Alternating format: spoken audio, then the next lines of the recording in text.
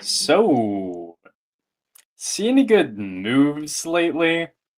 Hello, everybody. My name is Joey Olperding, and this is See Any Good Moves Lately, first episode of a Survivor 48 podcast, where we're just going to be talking about whatever. I mean, I guess we'll talk about the show. I don't know.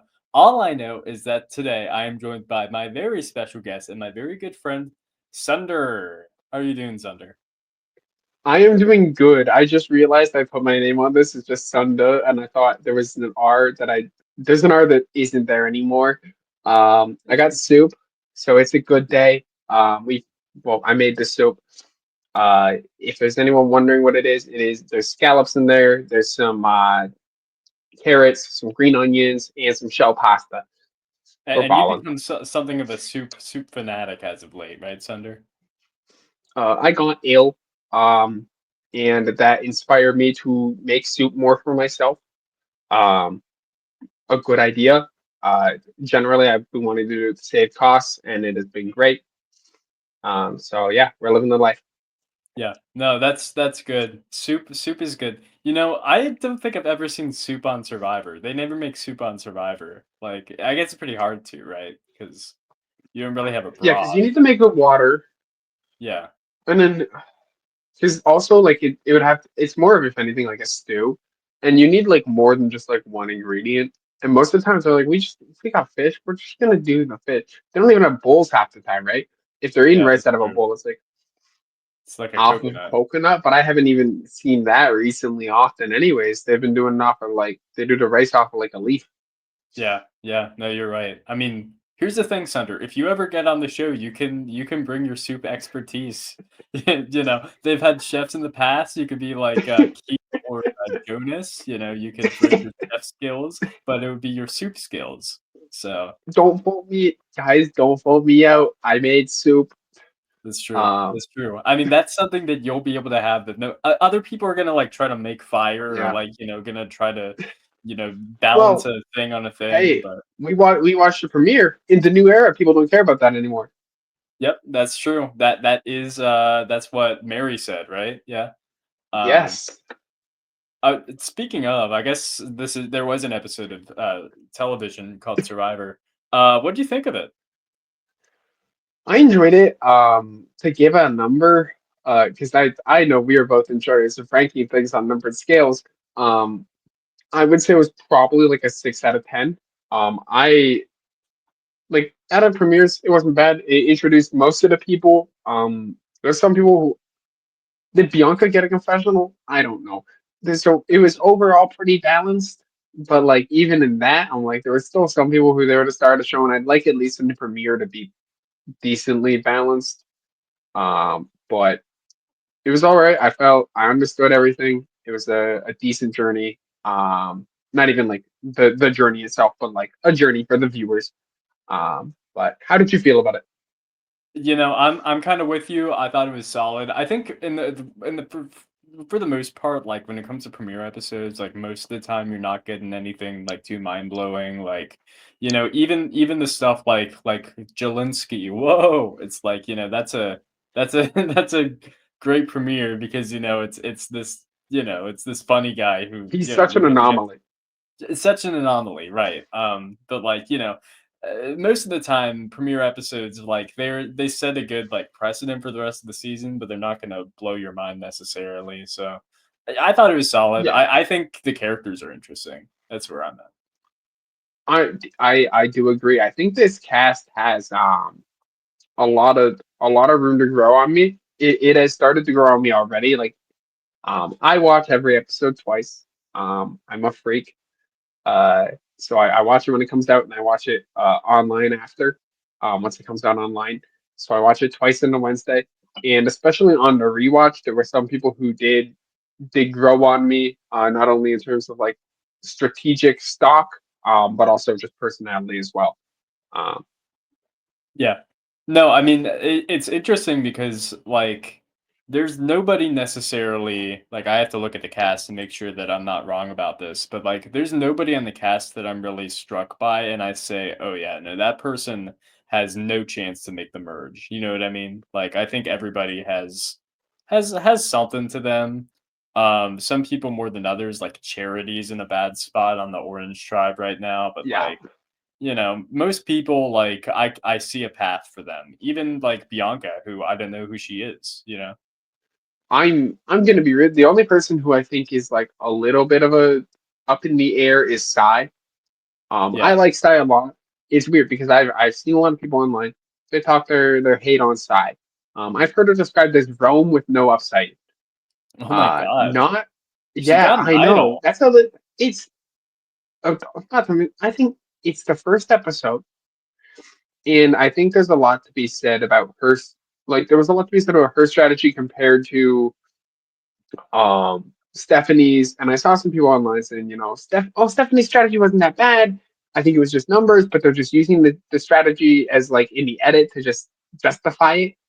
But because they're like, well, Stephanie was actually playing good, and I'm like, she played good, but didn't adapt to the cast, and I don't think that Yeah. was. I think it's a very reasonable first boot, especially within the capacity of like, look, Sai feels like she's going to flame out in 10 seconds, right? Mhm.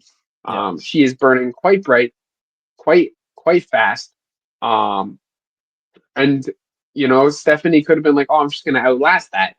But the problem is when someone burns bright and fast, they're still burning brighter than you, and so they Mhm. get that head start on the initial strategy. And if you can't play to that level, right? If you can't match, and you're just saying, "Oh, I am playing at the same level as you," but you haven't gone to like really lock things in as hard and as fast as they have, you can get left behind in that first boot. And if you're on the wrong side of wherever this loose cannon is firing, uh, it's you should have been ready. Here's the thing, like, I haven't heard that thing about Rome, but I get it. Here's the thing about Rome from last season, and this is the one thing I'll say in his defense, is that, yeah, he was annoying, and yeah, I was happy when he got kicked off, but, like, he outlasted players that were quote unquote better than him. He outlasted Yeah. Asia, he outlasted Keyshawn, so, Hmm. like, you know, there's something to be said for going hard, going fast, and getting advantage immediately because, like, you don't like if you're on the tribe with her, like, you don't want to go against that. You know what I mean? So, yeah, especially when she's so public and she says to Pizza Boy or whatever his name is, he says like, I want to work Justin. with you. You know? Also, Justin's shirt is entering that pantheon of like best survivor shirts that goes up there with Omar's ostrich. Mm, Like all already it is, I say in the kindest way possible, difficult to take him seriously.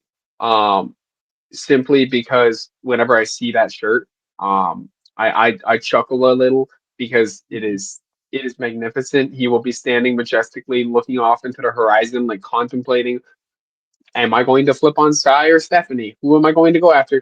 And it just says pizza. And I said, that's Beautiful. awesome. Let me ask you, Sunder. If you were on Survivor and they said, "Hey, you get to wear a shirt. Congratulations." But it has to have a word on it. What word are you Oh, going with? And it can't be Sunder. Well, it could be Sunder. Do you want it to be Sunder? I don't know. Up to you. no,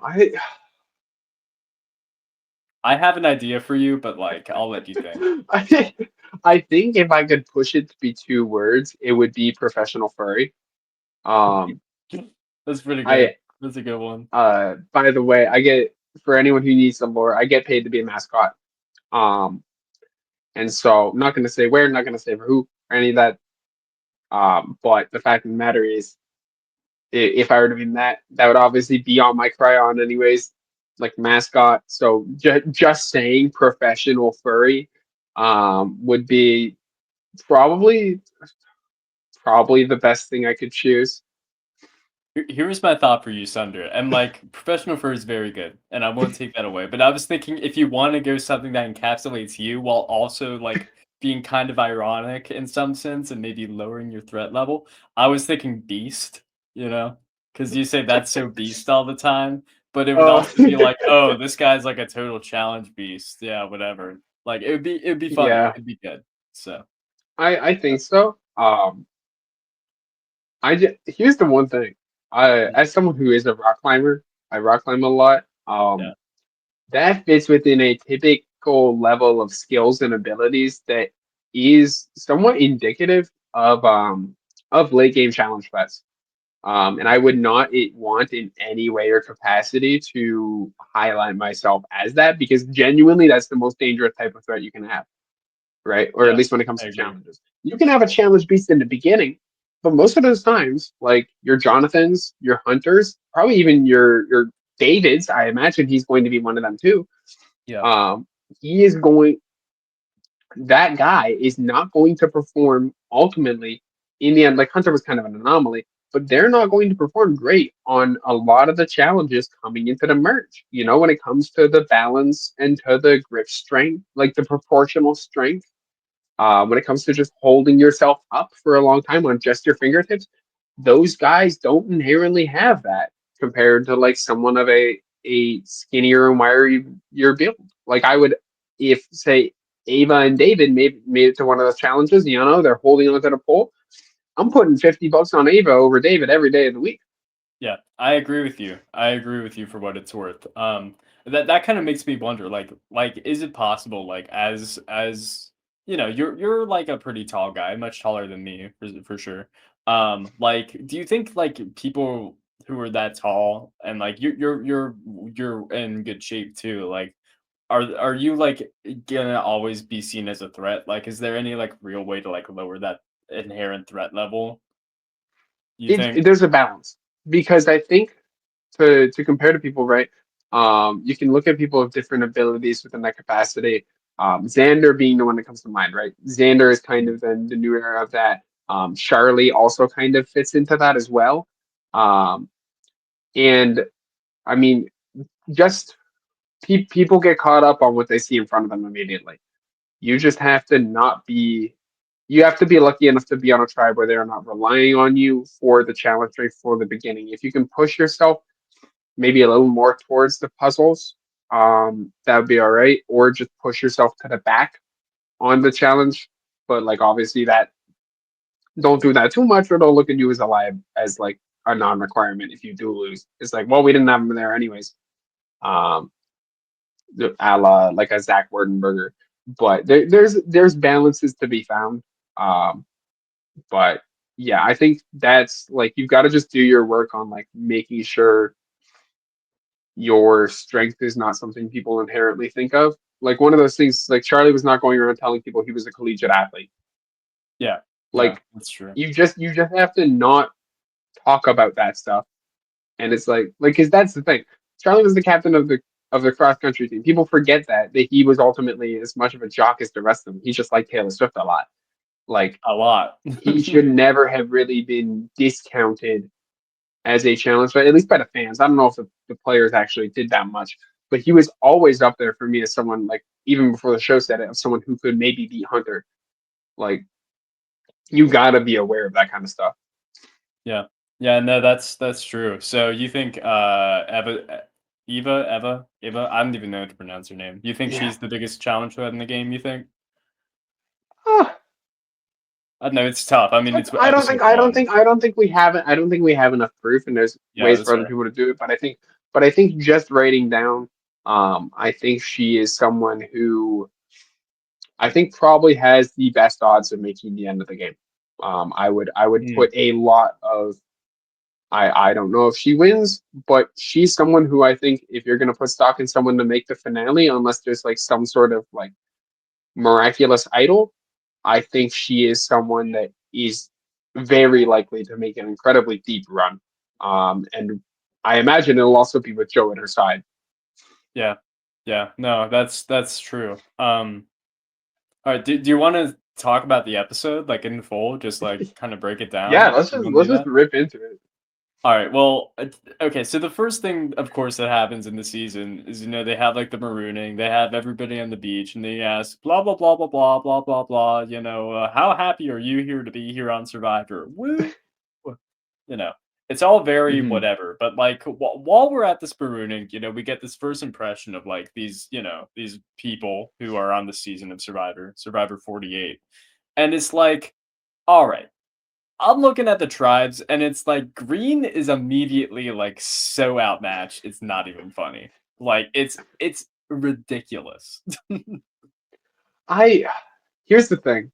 I Yeah. think, look, production either they got plans, they got dreams, um, either that or Kevin is just stronger than we are. He was just supposed to be the Yeah. strong guy, and him immediately destroying his shoulder has made a couple of people on production go, Lulu, woo! Yeah. Yeah. Um, Yeah. Yeah. it's like Just we got a Ua too. million. They just chop the V and the L, and we have Ua again. Um, but But I, yeah, yeah, I have heard in the past, like, since, all these seasons take place on the same beaches, that, like, some beaches just have more food, like, they'll have papayas and some have nothing, and, like, so I assume probably that Green Tribe is the one that has all, like, the fruit and stuff, and, like, they have more to work with, but even still, you're going against, the Fire Captain Joe yeah, and David, AKA, Anchor Arms, you know what I mean? Like, it's yeah. just Anchor yeah, arms. Not to mention, like, I mean, even on Joe's, Thomas says he's not that strong. He's still got a lot of mass to move around, and Shaheen isn't a slouch either. yeah, Um, not to mention, like, I imagine Ava and Star can probably move their weight around. Sure. yeah. Bianca's probably. I mean, what is Well, it? who knows? It's pretty assumed that like most of the people on this game have been hitting the gym Sure. basically nonstop since they've been told they're being cast. Um, and like even on Siva Orange, you got Chrissy and you got Kyle, and again Mitch isn't a slouch either. So it's like these aren't, and I imagine Charity, she doesn't look unfit. So there's a Yeah, lot of people who are like very qualified. I mean, Vula's not that bad, but even on the thing is when it comes to the resources on those beaches, the even numbered seasons are where you're going to be at a deficit. Because I mean, you can go back to 42, and I remember hearing interviews of them saying, "Well, we were on the same beach that Luvu was in 41, and our shit was barren because Nasir was just providing so much. yeah. Like That's they a good just point. Yeah, had like no papayas or anything because the people before them they were playing for their own game and inherently not playing for the next season there. And so it didn't have time to naturally like replenish and regrow on these trees. So even on these even seasons, it's gonna be a bit more brutal because they just will have less natural resources there to work with. yeah. No, it's crazy. I mean, but like when you look at the cast of Vula Green, like compared to everybody else, like their most fit guy is probably Justin, who no longer has a shoulder. He's working with one arm. No, I'm kidding. Yeah. And after that, it's like, I don't know. Like, I'm not gonna say it's Pizza Guy. It's not Pizza Boy. No way. I Cedric seems like kind of fit, but he's also, according to Wikipedia, 46 years old. So it's like I don't know. So it's like, he's is no it Jodo combo. so I guess He's it no has to Sue, be he's no Say, Joe. right? So Yeah. I don't know. But yeah, anyways, that's the marooning. They do their thing, and then they do their dumb reward challenge, where, stuff happens or whatever, blah blah blah. And Kevin, I was having flashbacks because Kevin gets his shoulder rocked or whatever. I don't even remember how he got his shoulder rocked, but he did.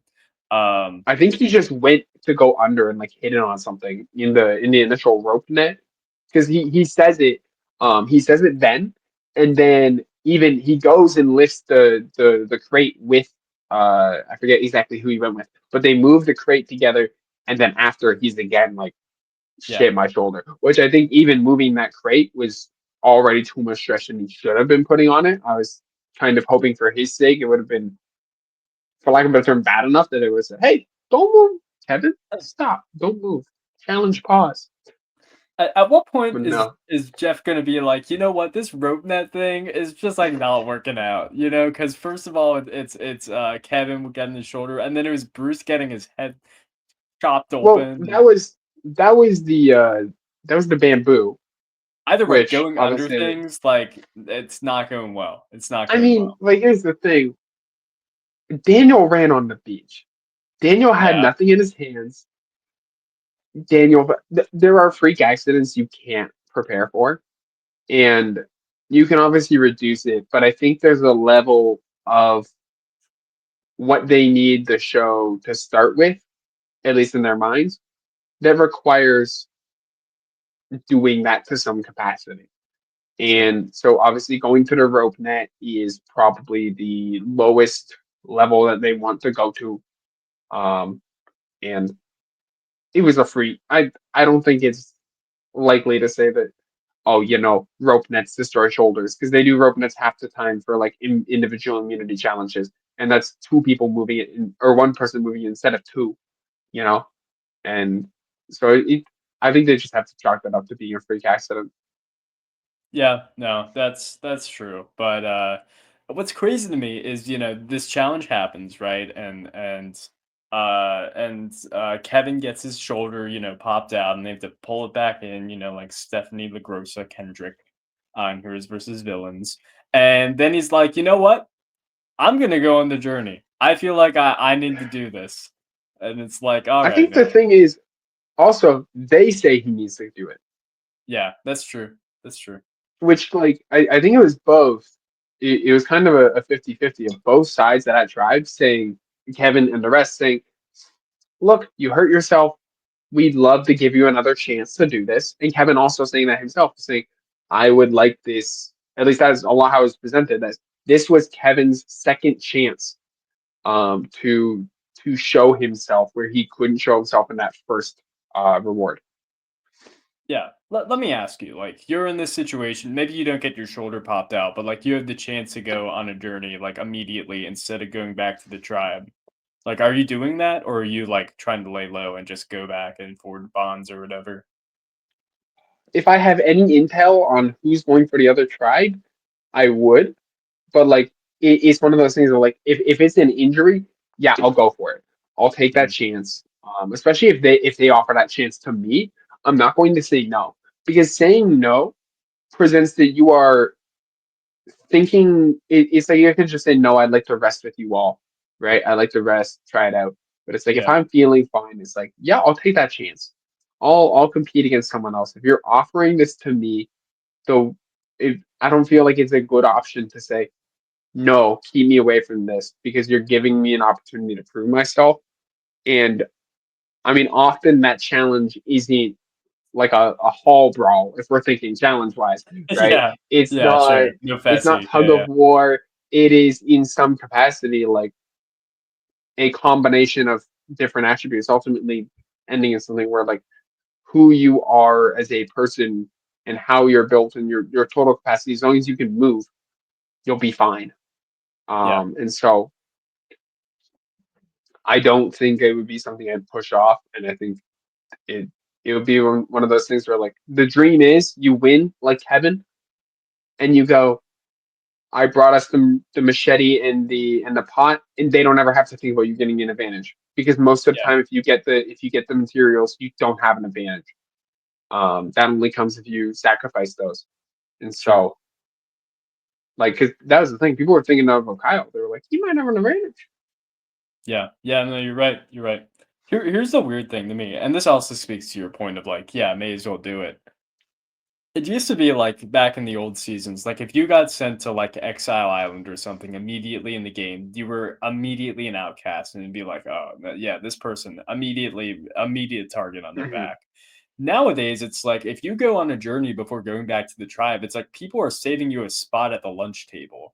You know what I mean? Yeah, They did that with I keep forgetting his name, Kevin. This episode, they were like, yeah, well, I want to bring Kevin in. He seems like he's got a great vibe. I remember last season the same thing happened with Asia, where they were like, well, we yeah. want to work with Asia, and it's like I guess being like, doing that rah, I'll do it for the team type thing has good immediate benefits.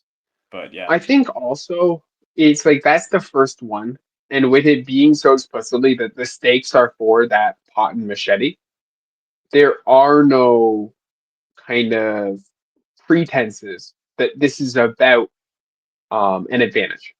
There yeah, are no pretenses about that, and so typically in most scenarios, that move of saying "I will go on the journey" is a move of self-interest. hmm, This decision almost is a move of "I will take the burden," yeah, right? yeah, It's I'll take the risk for us. I think I have what it takes.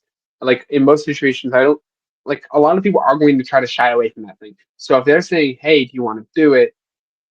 It's like, you know what? I'll bite the bullet. I don't Mhm. think a lot of people often are like, please let me, because sometimes being that too much, obviously, it'll like make people afraid of you, right? You're trying too hard to play the game too hard, but I don't see that, at least with this first journey for supplies. That's not a thing people are worried about. Yeah. All right. Well, speaking of that first journey of supplies, I mean, let's talk about it. So Kyle and Kevin, they get to the thing, and it's like there's nobody there. They just have a note, and it says, "Get your pot, get your machete, get your keys to open the machete, and fill up a glass thing with water. Figure it Yeah, out. Go." Which I thought was cool. I love the open-endedness of this. Yeah. I really do. Um, I think more challenges in which they offer uh, a couple solutions at the end are so much better simply because of the way that they allow people to approach within their own skills. And it makes it more equitable, right? Like if it is just chopping it down, like a one of the stronger people is just going to dominate. That is a challenge made for them. But having the options of being able to figure it out and have that problem solving is going to inherently allow more people to find their own path. And I mean, you can see that it's also more interesting to watch, right? You get the dynamic of Sure. Kevin showing how he wanted to approach it, and then Kyle showing how he wanted to too. And both of those were valid ideas, that I think showed like who they were, which I think is also something we want to see as the audience. It allows these players the self-expression within the form of a challenge that allows us to see how they think and how they process things. Um, and if you're the producers, you're saving confessional time because you just could like get to go, hey, look, Kevin's thinking this way, Kyle's thinking this way. The audience is smart enough. We can put two and two together of how they view the world based on that. Yeah, no, I thought it was cool. I just think about like not even the challenge as a whole, just like focus on like the palm tree thing. At first, Kevin tries climbing it, a valid option, and then he tries using like the like a stick to try to poke out the pot, and that eventually works. And then Kyle just hacks away at it. That's three Yeah. options that we see all three of, which is cool. I think it also Mhm. speaks to like I think the lack of open-endedness is why sometimes these big challenges where you run a million gauntlets, with a million steps, it's kind of boring sometimes because it's like, yeah, all right, it It comes is down an to the obstacle puzzle. course. The one group, I have a group that I watch the challenge or the show with, again, like the later group I watch with, because I watch it beginning on my solo. But when I watch after, we have a joke of like if a challenge happens, is it an obstacle course ending with a puzzle? Yeah, Is it an obstacle course that ends with a puzzle?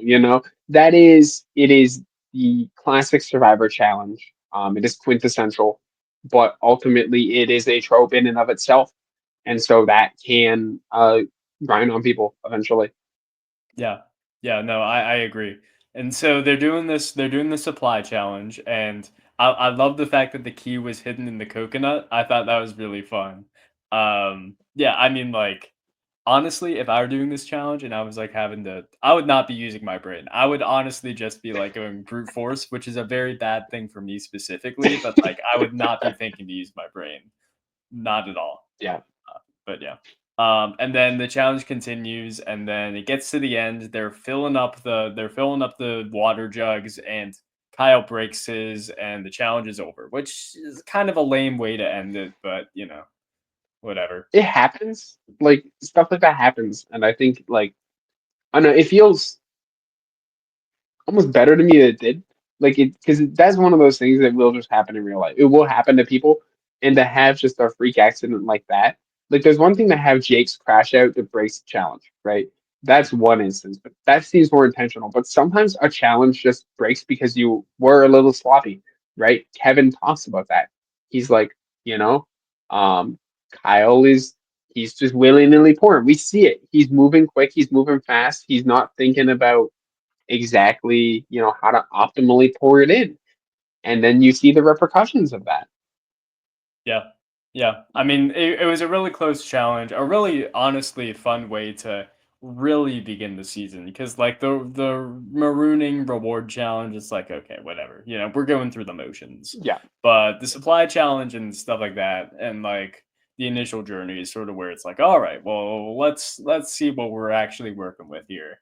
And I will say also these journeys, like even with 47, they allow the challenges to dip more into the advantage side of it, which like because obviously you don't get a lot of challenges in the jungle.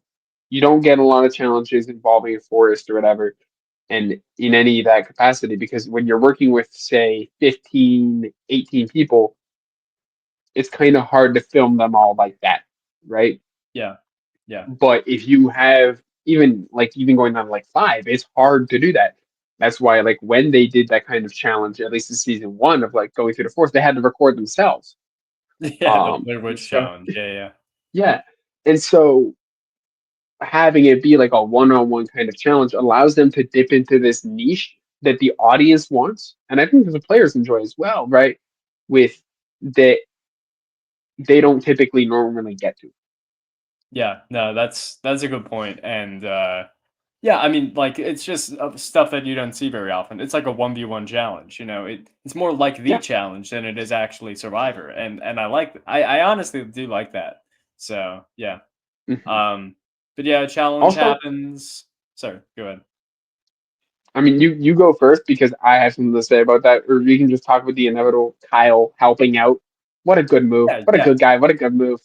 Yeah, no, very good move. Honestly, very good move. Builds a lot of immediately trust and camaraderie, and like that's a nice way to like build a bond for the future. We'll see if it ends up paying off, but like that's good to do. That's good for sure. Because he could have been salty It's some, about it, and like yeah, I wouldn't have been like, oh, you're in the wrong for that. You know what I mean? Well, I probably should have been, but I wouldn't have been. I would have understood. 'Cause I yeah. probably would have done the same thing, going back to the brute force thing. But yeah. Hmm. No, yeah, I thought it was cool, and so the supply challenge ends, they go back to camp, and we kinda just get to the first normal challenge stuff or the first normal tribe dynamic stuff. So we go back to Siva first, and they're talking about, oh well, Kyle could have come back with an advantage, and we shouldn't trust Kyle, and that's Charity throwing that out. And then basically, as soon as Charity says that, everybody's like, oh, we need to get rid of Charity. Oh, get her out of here.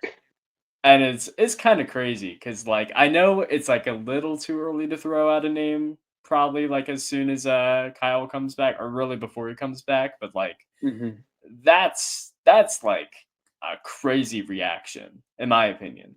But I think that is like, I mean, that's just Camilla at work, mm, yeah, right? I mean, we see it through the episode. She just takes that and she goes, "Well, I like Kyle. I bonded with Kyle. Charity has told me this." And I mean, she says often she just wants to make chaos and play socially. And I think given opportunities like that, she's not going to say no. She didn't even want an alliance out of that, right? She just wanted to make chaos. She wasn't thinking about I don't think she was thinking about the repercussions, yeah, which is something that like sours me a little on her, even though she's showing like levels of mastery here in like getting that to happen. That like I'm like, okay, her stock is up. This is good. I like what I'm seeing about her, and I'm like seeing the way people react to what she's saying, but she's not showing like I don't know. She's just like I want to make chaos. I want to make chaos, and it's like that catches up to people. That catches up yeah, to people. Surely she's not making FTC now, right? exactly. Which I would love to be wrong. I would if she makes the run after that and doing all this, it's going to be one hell of a show. This is going to be a great season. I mean, she's a flight attendant. Flight attendants do well on Survivor. This is a well-known fact. Between Todd That's and charity. That's T-Bird and charity. oh, who'd you say? Sorry, my bad. Camilla, sorry, the software Oh, yeah, I engineer. think Camilla is in a very good spot. Yeah, for sure. Yeah. I honestly think that she's maybe in the best spot of anybody in the game right now. She's not Hmm. my personal winner pick, but she's probably my favorite. Plus, she was talking about how she had to quit playing Harvest Moon to come on Survivor, and it's like, I don't know about Harvest That's Moon or awesome. not Harvest Moon. It was Maple Story. It was Maple Story. But yeah, which That's is wild. But yeah, that's even wilder. Yeah. yeah. Oh, So yeah, she's a real one, I think, probably. Not my personal winner pick, but I'm supporting her success in the game for sure. she's one of I those. also want to mention. Sorry, go ahead. Go ahead. I mean, it was like what happened with me when I started. I was spoiled about the winning of Marianne back in season 42, and that for me, the main draw for that was really just that the show became okay. I see who Marianne is within these first two episodes. How the hell does she win? You know, and it was like, what is the roller coaster ride going to be to get her to the end? And if Camilla ends up winning this whole thing, this is going to be the same thing of like, what is this ride going to be like for her to get there? I mean, some people it's more up and down than others, right? But I think there are some people who put themselves immediately as players where it's like, if they get there, this is going to be wild. Like even like Q, right? Yeah, This player, if this player is going to make it deep, it's going to be ridiculous. So I'm praying they're going to get there because it's going to be fun to watch if they do it. yeah. No, I totally agree. Also, just one other side note. This doesn't really have anything to do with the game itself, but like, I can't believe that Charity is a name that exists. Um, it's just kind of wild to me. You know, I've never met anybody named Charity in my life. If you're listening and you know anybody named Charity, my apologies, for bringing this up, but like, that's a wild name to me. It's a Here's the thing. I don't know the exact origins, and I can't speak for Charity's parents, but like it's kind of like a Christian thing, right? You have like naming a child after a virtue, Yeah, I assuming they will guess. already be of that, charity, temperance. That's the name before. But no one's Um, naming their child Temperance. You know what I mean? People are naming their child temperance. You haven't met one, but they exist. Are you? I mean, People are doing it. you know better than I do. Like, I don't know. Like, I mean, my name's Joey. I know joy is like a thing. One of the words, right? Like a fruit joy, something I like mean, that. hell, we got someone on this season named Star. People people I don't people think name that's her things after actual people name they though. like. Am I I think that's wrong? a nickname. Am I smoking crack with that one? I have no idea. I did not consume like any pregame content. I consumed like the bios, and that's it basically. So From what I can see, uh, according to the wiki, it is just Startumi. But also I don't have proof because um, they have Camilla's hometown listed improperly, um, mm, which I wanted to, which I saw recently, and I wanted to go in there and rectify that, but I don't have the avenues right now. If it says her hometown is Foster City, California, they are lying. It is Toronto. They have it to the left. Why don't they have it to the right? I'm a little peeved. But we don't need to go over that. yeah, yeah. Anyways, that's what I had there. The only other thing in that tribe that really happens is David Anchor Arms. He finds some of these symbols with like the fish on it or whatever, Yes. and he goes back and tells the tribe. Which I think honestly I don't think is that bad of a decision for him. I don't know how much he really thought about it or how much it was him just like doing it, but like I think it works for him, like for where he is in the game. I I do think it does. It paints himself as someone trustworthy. Some people might honestly have lowered his stock a little bit in the tribe. But when it comes to people are going to worry about challenge performance in the beginning, and they're not going to worry about that. Like, oh, maybe he isn't thinking strategically. I don't want that in an ally, right? Like, at least with Kyle, right? Him saying, "I think Camilla's going to be the part that balances me out." But even with what I saw with Charity here, um, I think that might age poorly. With him saying Camilla is going to be the strategic player who's going to know when to pull back and Mm, not to strike. yeah. Because I mean, she has already struck. It is the first episode. They did not go to tribal. and she has already put in a lot of work of making chaos. And so I don't. Uh, I mean, she's got some groundwork built off of that, but I don't know how well that is going to age for Kyle. I hope that is kind of a storyline that we end up getting to follow. Yeah. In terms of David, I think about it like this. Like David has the biggest arms of any person I've seen in my life. Except for Jonathan from 42, I guess. But he's gonna make the merge. Like they're not gonna cut him off early, and the only reason why they would cut him off early is because there's like a tribe swap or something, and that Or is yeah. it could be a genie situation of this. They lose a lot, they lose a lot, they lose a lot. Oh, we know we're merging next. Well, he is kind of iffy on the strategy. Yeah, but with a green tribe there, let's be real. That's not gonna happen. Like, Hey, I don't see anything can I don't happen. see them losing that much, if at all. I will Like, say, Mitch is the most secure fifth on a six-person tribe I've ever seen. seriously. Like, Seriously.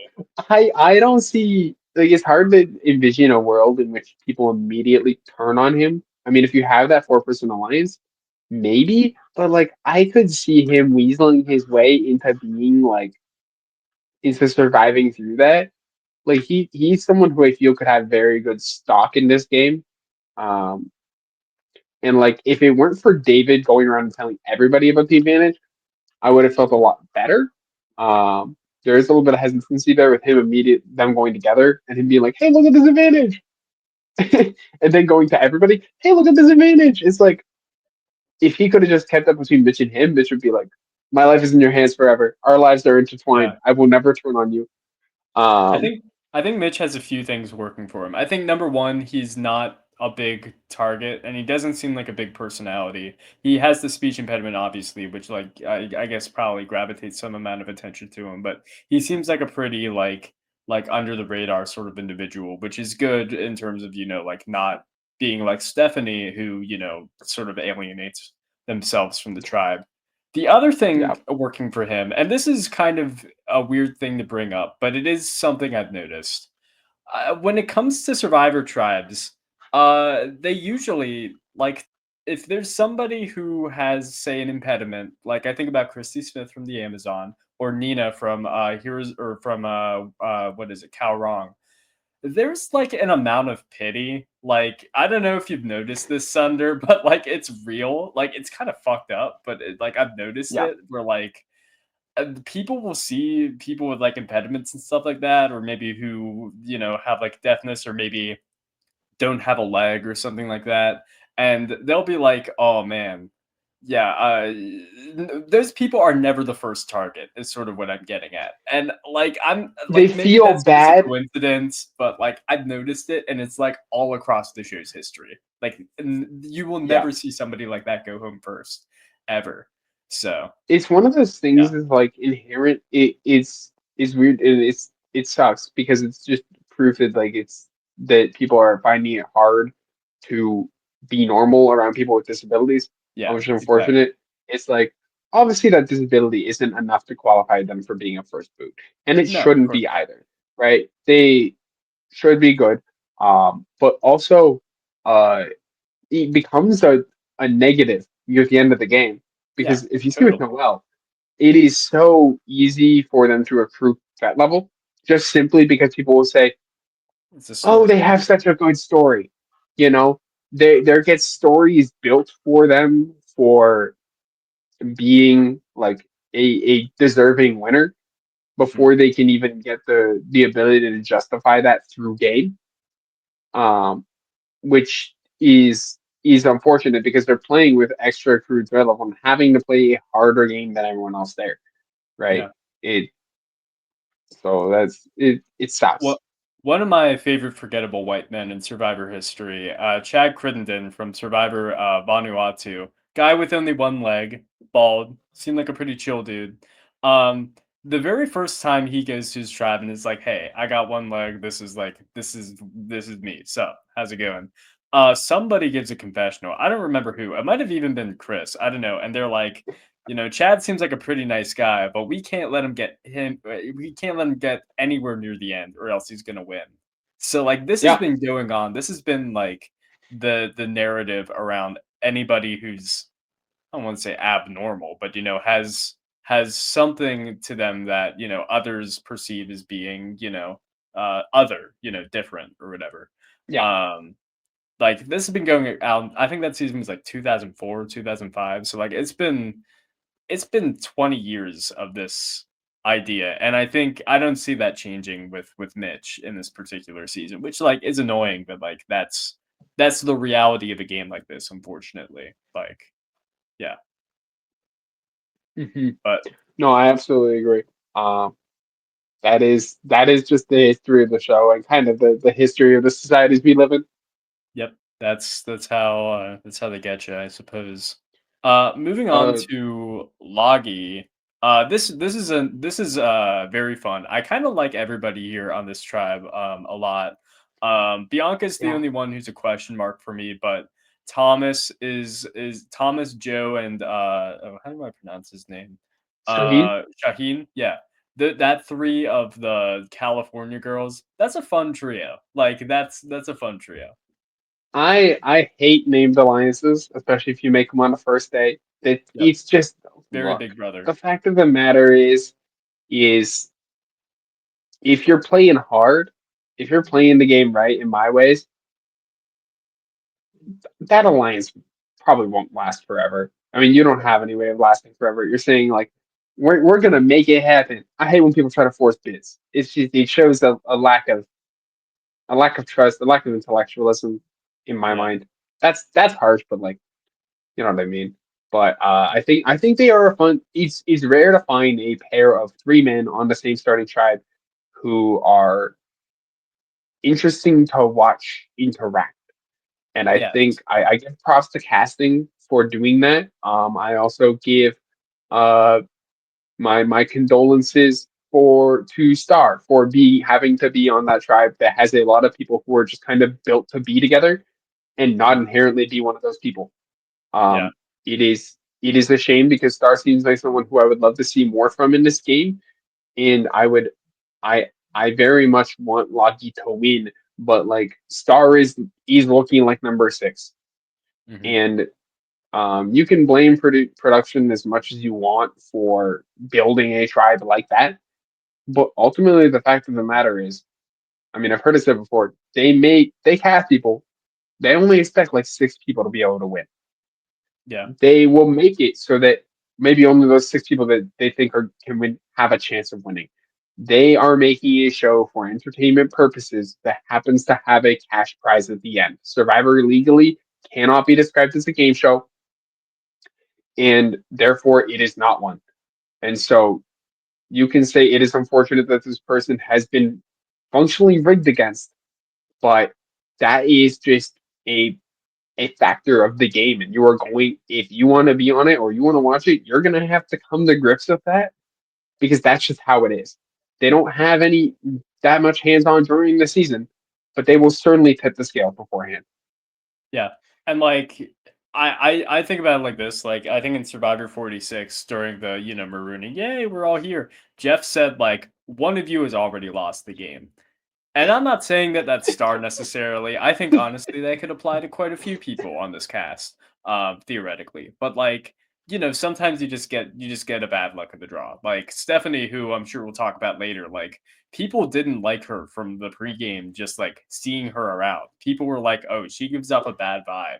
Like, so I mean, like, she was probably not gonna win the game. Like I saw Gabby Piscuzzi say online that like, oh yeah, no, if Stephanie hadn't been the first boot, she would have been the winner. And I'm like, come on, you know what I mean? Like, Now but we'll it's get one to of that. those We'll things. get to that. Like I joked with people, obviously with Stephanie, but it's like sometimes Stephanie has the vibes of someone who, yeah, your first question is, how does she feel about vaccines? Yeah. You know, it's Yes, just I exactly. want to Yeah, know, yeah. and it's not the same. She could probably love him. This is all I've seen of her as a character on TV. I have not watched the accident interviews. I've never She could spoken be with a her as a vaccine person. queen. You never know. But that is obviously the vibes I have received from her from the modicum of things I've witnessed on the television. Yeah. Um, but yeah, no, I like Thomas. Like you said, very interesting watching the three guys interact with one another because Thomas is just like this guy. He's a music executive, by the way, which is like I can't He, believe it. by the We're on. way, he's Yeah, he's connected to Chapel Roan. is he really? And literally within his comments of him being like, "I'm on the show," his posts, whatever. Chapel Roan was in the comments. He is. Look, I'm just saying, if there's any man in recent Survivor history who's built to have like an actual modern following, of people following him up the stands, it's Thomas. I've liked everything I've seen from him on this episode. Mhm. I've and I think he's got the connections to real people. People be loving. Um, and I think he has the chops. And I loved what they wrote, or at least like within his confessionals about how he was approaching things and everything. If I had to pick anyone as my winner pick here, I think it would be him. Off And of you're this saying first that? episode, Yeah, I yeah, like I him. think he's yeah. But you're saying that There's he has some like the highest likelihood to become famous, like outside of Survivor. Is that what you're saying? no. I'm saying if the fans are going to ever pick a man to be like, this is our champion. This is Oh, this is the sure. one that we love. Like You know, Hunter or this Charlie. is Yeah, yeah, but like with more of an audience that they necessarily didn't really have a connection to. Um, gotcha. Yeah. No, I get it. I thought you were saying that this is the closest we'll have to having like Jack Antonoff on Survivor, and I was like, wow, I guess when you put it that way, but no, that hey, that look, too. for all we know, Jeff could still get a Celebrity Survivor season. We could see Jack Antonoff on that alongside Jack Harlow and Billie Yeah. Eilish. Neil Patrick Harris, yeah, just like throw Uh, some shit at the wall, whatever. But no, I really like this three because you got Thomas, who's this literal music executive who we're finding new professions in Survivor 48. You got Joe, this like this super like tough, but like obviously like extremely sweet man, who mhm. is just seems so awesome. And then you have Shaheen, who like it seems like the game bodiest of game bots. Like he seems like he's so here to win. It's ridiculous. He's got like the beard of Brian Heidick and like it shows. You know what I mean? Like I'm sure he's a nice Yeah, guy and like I'm not saying that he's not a nice guy, but it's like you can tell like he is here for a different reason than everybody else. You know what I mean?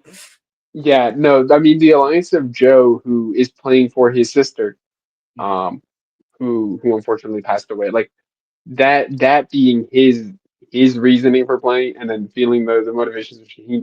That is the beauty of Survivor. You have people who are there for very different reasons and are going to play their asses off anyways. Joe is still there to play his heart off. He is there to be good and lift wood or something like that. But is that like they are both? I think them together. I think diversity is the heart of any good alliance. Um, it really is. That's how you're going to get the best alliances.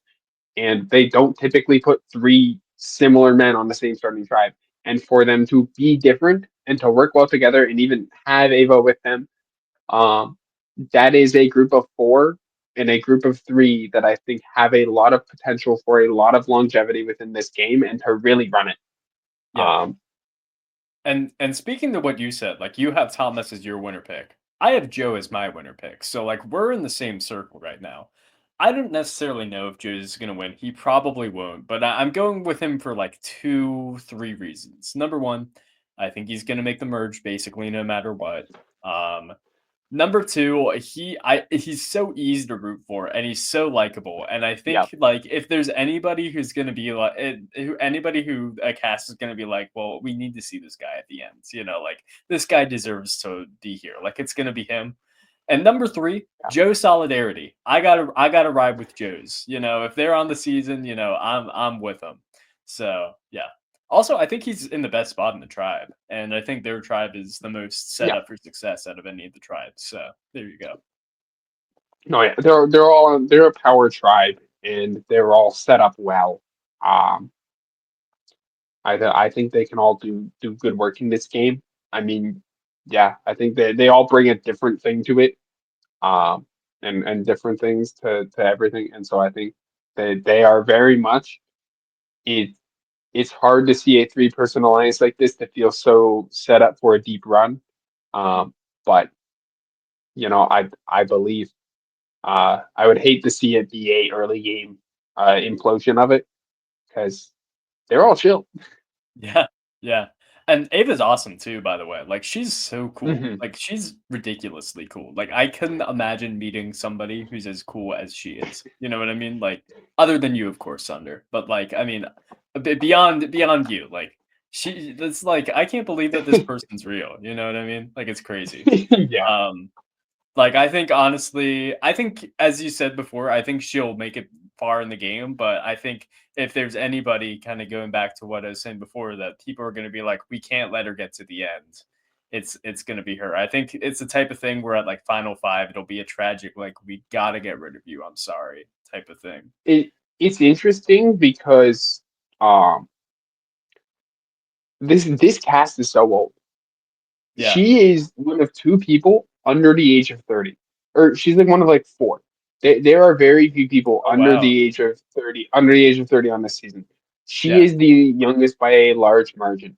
Yeah. Um She's 24. The so next closest is Star, who doesn't she seem too long for this world, who's 28. So yeah, 4 years. Ava and Star were 23 and 24 respectively when filming too.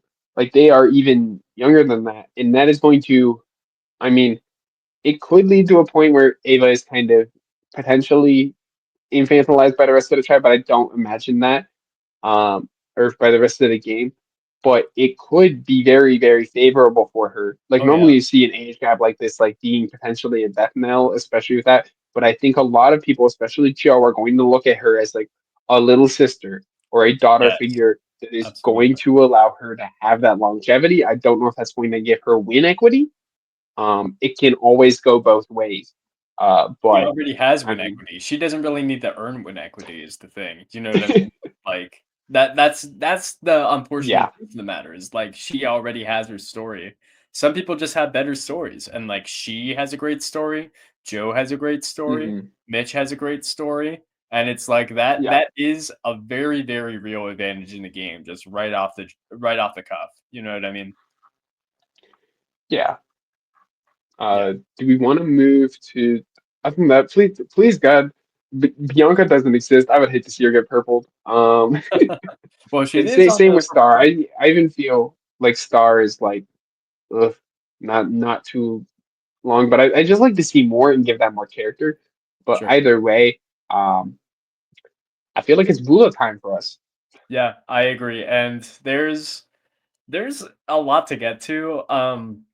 Mostly in terms of like, you have Kevin, he comes back from this supply thing, and he comes back and immediately is like, "Hey, you're in an alliance with us." And she's like, "Hey, hey, hey, we are all against Stephanie. We're all against Mary." It's like, "You're with us." And then he talks to Mary, and then they have a conversation, and Kevin's like, "I felt good with you from the very beginning." And Mary's like, "I felt good with you from the very beginning." It's like, "Let's be in an alliance." And if I'm Kevin, I'm Yeah. like, "Huh? What happened?" You know? Yeah. I I yeah, I mean, what are your thoughts on the tribe really? Just like the whole dynamic. It's so weird because like I don't want to get too much into the editing, but when you have an injury like Kevin had, um, the lack of following of that injury, Yeah, true. in my mind, tells me this guy's getting like ninth place. Mhm.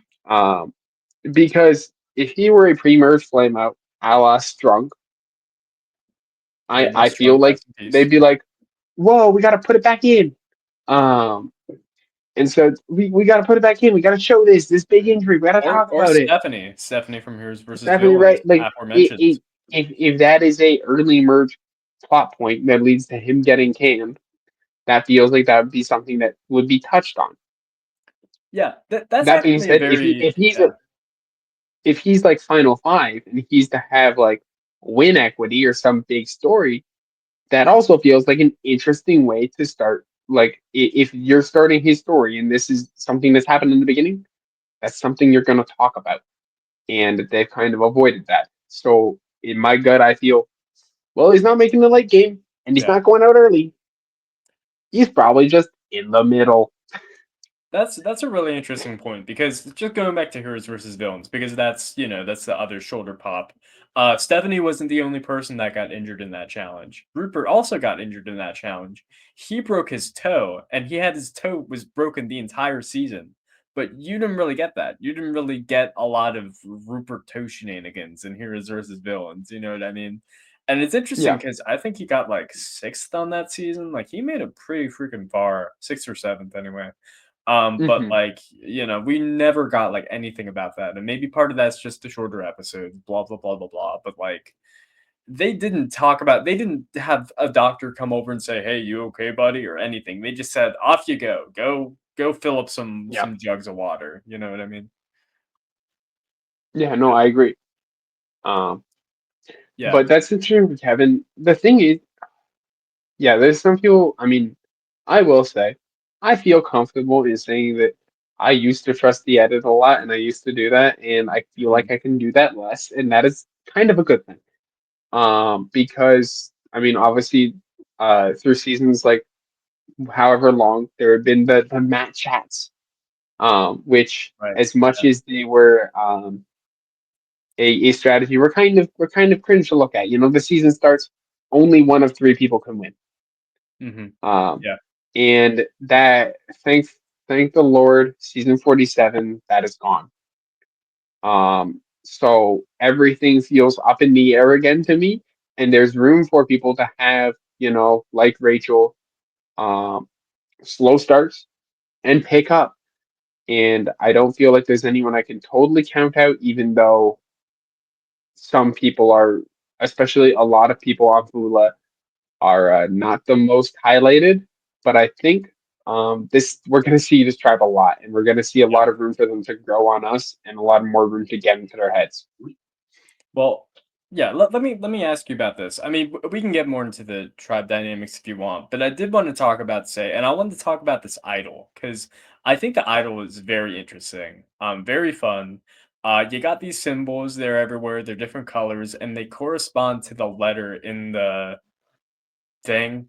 I don't know, the letter in the name of the symbol, and then you get like a dial. It's crazy. Yeah, Um, but they also figure it out like immediately, and it is a group effort. But like they figure it out in the first episode. So like, yeah, I think it's. I mean, we both have experience in this. It's an org core advantage hunt. That's what yep, it was. It was yep, some yep. real, It is. Yep. online reality game stuff. You have your, I mean, the home community, for lack of a term, that I come from, seeing the random anagramming made some people burst some Mhm. blood vessels there. But overall, it was very reminiscent of stuff I have seen and or done before. Um, and it's that you can kind of tell some of the ideas they pull. It's like this is from that kind of Yeah. idea and source as well. It's like Say's talking about, oh yeah, no, I thought that symbol just stood for Fish Road, and it's kind of like reading the channel descriptions on Discord. Like, yeah, this is not just to show you what this channel is. This is a clue. It's like if you're in the know, like this, like yeah, yeah, To be if fair, you've done enough I work. would also be in that position of saying, like, if I want to talk strategy, I'd be like, yo, meet me at Fish Rock in a bit. Like, let's talk about Fish Rock. Yeah, And then I just chill there for a while. And they'd be like, "Oh, where are you?" I'm like, "I'm just at Fish Rock. Like I'm octopus maxing right now. Like I don't know what to tell you.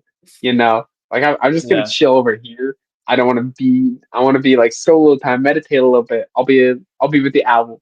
I'll just be chilling here. This is a good spot. This is a picture. I like this. I can analyze this. the ethereal blue octopus or whatever. Yeah, it's just I love chilling with it. Yeah. Um, I no, I really thought that this was a really interesting idol hunt, mostly because it's Say who basically forces this majority alliance immediately, just like actually forces it. Like you're with me right now. and also finds the Beware advantage, takes it, and then basically says, help me find this now." And it actually works, and now she has an idol. Is yeah, I think like there's for lack of a there's like no reason for it not to work yeah, unless you can tell that she's doing it to everyone else on this tribe. Like there's no reason to not do it. Say is someone who's playing so blatantly that like if you're Justin, if you're Cedric, even if you're Kevin too, but Kevin eventually, like there's no reason to say no to her immediately. mhm, If you want to make that play, maybe you can, but you have so much information. You have this idol that at least feels in your control, and you might want to say, you know what, let's try to get rid of it. But mhm, even in that, you have the buffer of Mary. You know, say thinks, I should play it. Mary's trying to get them. Say might have room to be like, okay, I can at least recuperate with them. I can at least still get it and get back in some way. But with Mary, I might just be like, well, my bridge is burnt. I'm not even gonna try to work with her. yeah, But so at least it feels like, yeah, this is something you can feel safe with, and maybe if you want, you can try to blindside her next, bring Mary along with you as a four. But like, it's there's no reason to say no. If someone offers you an alliance, sure. it's ridiculous to say that. Do you have to go with it? No, but I don't. I think it was a good move to go with it anyways. Sure, sure. I mean, yeah, of course. I just found it so funny that she was like, "I need people I can trust in the game. Yeah, You four, we're going to the end."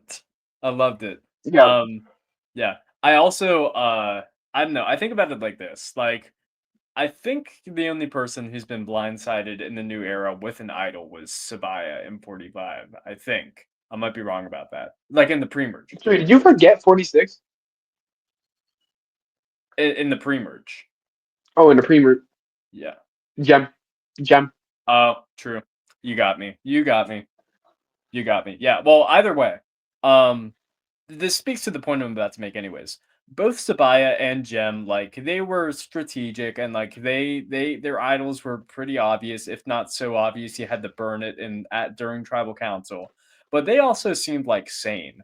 I'm not saying that Say isn't sane, but like you can tell that like her mind is moving at a million miles a minute. And so like I think any blindside plan to try to blindside her with an idol is like that's not a safe bet. Like that's really not a safe bet because like I feel like Yeah, she's the type of person that if she catches wind of any conversation going on behind her back, she's gonna play it for sure. So I don't think it's a situation where you can blindside her with it. I think you gotta try to get her to waste the idol. yeah. I think she's gonna be someone to take a.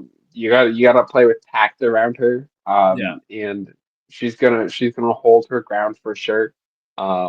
I mean, I think she is approaching the game. It's interesting because a lot of things when it comes to people wanting, what they want to see out of the show. Um, I think people do want people to play in a way that, easy, normal. It isn't game body. It isn't anything like this. And they have their desires. I want someone to play like a recruit, whatever. Stay is doing that, and the yeah. fans don't like that. And I'm not one to say for whatever reason they are choosing not to like a black woman playing like this. But I will I love say, it. Yeah, yeah, I think she is bringing a lot to the season in a way that most people can't. And even in a way, like if you're going to compare her to Rome, I don't even think that's correct. I think she is playing in a distinct manner, and like even that way of like kind of forcing an alliance to happen is something almost no one has ever done in the show. That is an incredibly rare thing to have happen, and I think speaks to her as a brilliant casting pick and someone who I think is bringing a lot to the season uh, and the show as a whole. I think it also says something like I'm sure it was mostly coincidental, but even if it wasn't, the fact that the three people say picked to be in the alliance were Kevin, who wasn't there by the way, Cedric and Pizza Boy and Justin. And it's like Cedric is seems like such a non-factor so far. Like The he's butt kind of doctor, in the yeah. background. Like he's not gonna talk back and he's not gonna be like, no, I'm not doing that. And Justin, Pizza Boy, like come on, he's got pizza on his shirt. He's not gonna, do anything crazy. He is in a great spot, but like, he isn't gonna say we need to blindside say immediately. You know what I mean? He's gonna go with the flow. He's gonna go with the pizza Yeah, dough. Um, so I think it was a really like those are the perfect people to have on your side in that situation because like if Say went and brought Stephanie into that alliance or even Mary, like I think it would have been fireworks immediately. yeah, And right now, Say I agree. is in the best spot on the tribe, in my opinion. So yeah, I think if you have people considering on turning on you in a vote, that inherently, to me, disqualifies you from that capacity. yeah, that's fair. That's fair. Um, I think that position probably goes to Justin. Um, Yeah, but it's like probably Justin and Kevin. But even in that, like I think Say is pretty close. Like Say is decently safe, but if you have that, it almost disqualifies you from like being the safest person, like the that's best fair spot enough. on the tribe. Because for all you know, they could say is smoking crack. Let's just get rid of that battle. Yeah, it is. Um, Yeah, no, you're totally right. The way I kind of thought about it, and the way I said it is, Say has guaranteed protection. Like if yeah. she uses it, nobody else has that, and like that's why I think inherently she should be the Hmm. quote unquote safest. But like that's not real. Like even if Say does play her idol next tribal, like that's like an insurance of 2 episodes or whatever. Yeah. Um, I think there are other people in the tribe who would be around for 2 episodes or 2 tribals. Like, I think Kevin wouldn't be any of the next 2 to go. Um, Yeah. I guess maybe even Pizza Boy, I don't know. But yeah, uh, I will and say my one problem with putting stock into Mary, I would love to see Mary do well.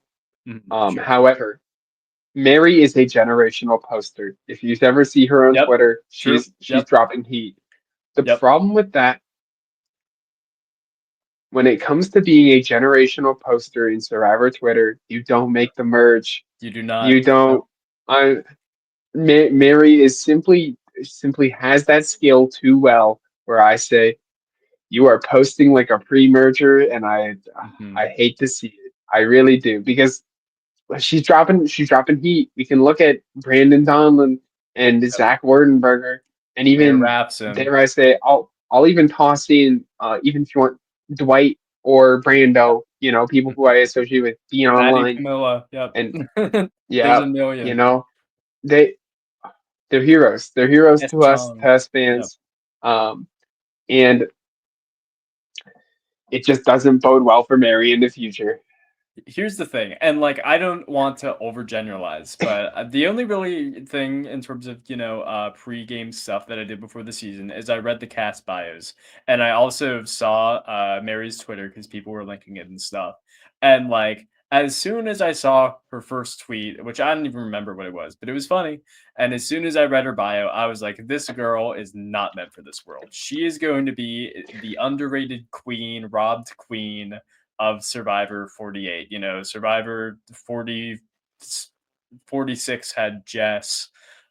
Survivor 44 had Maddie. Survivor 44 also had Claire.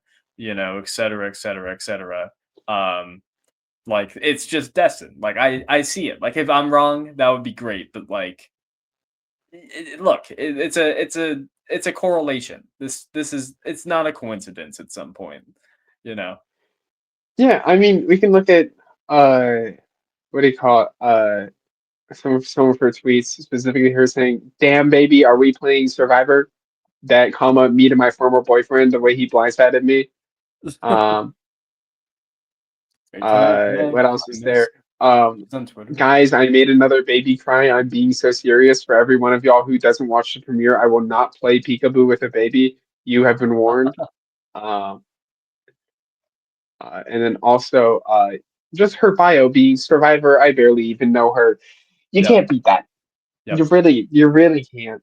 Um, and so, yeah, Yeah, no, I agree, like, when you put it like that, it really is true, like, generational posters, they are not long for this world, and, like, You can see, like, I'm gonna try to stream. I think I can stream this. I can share my screen. I pulled up the Twitter.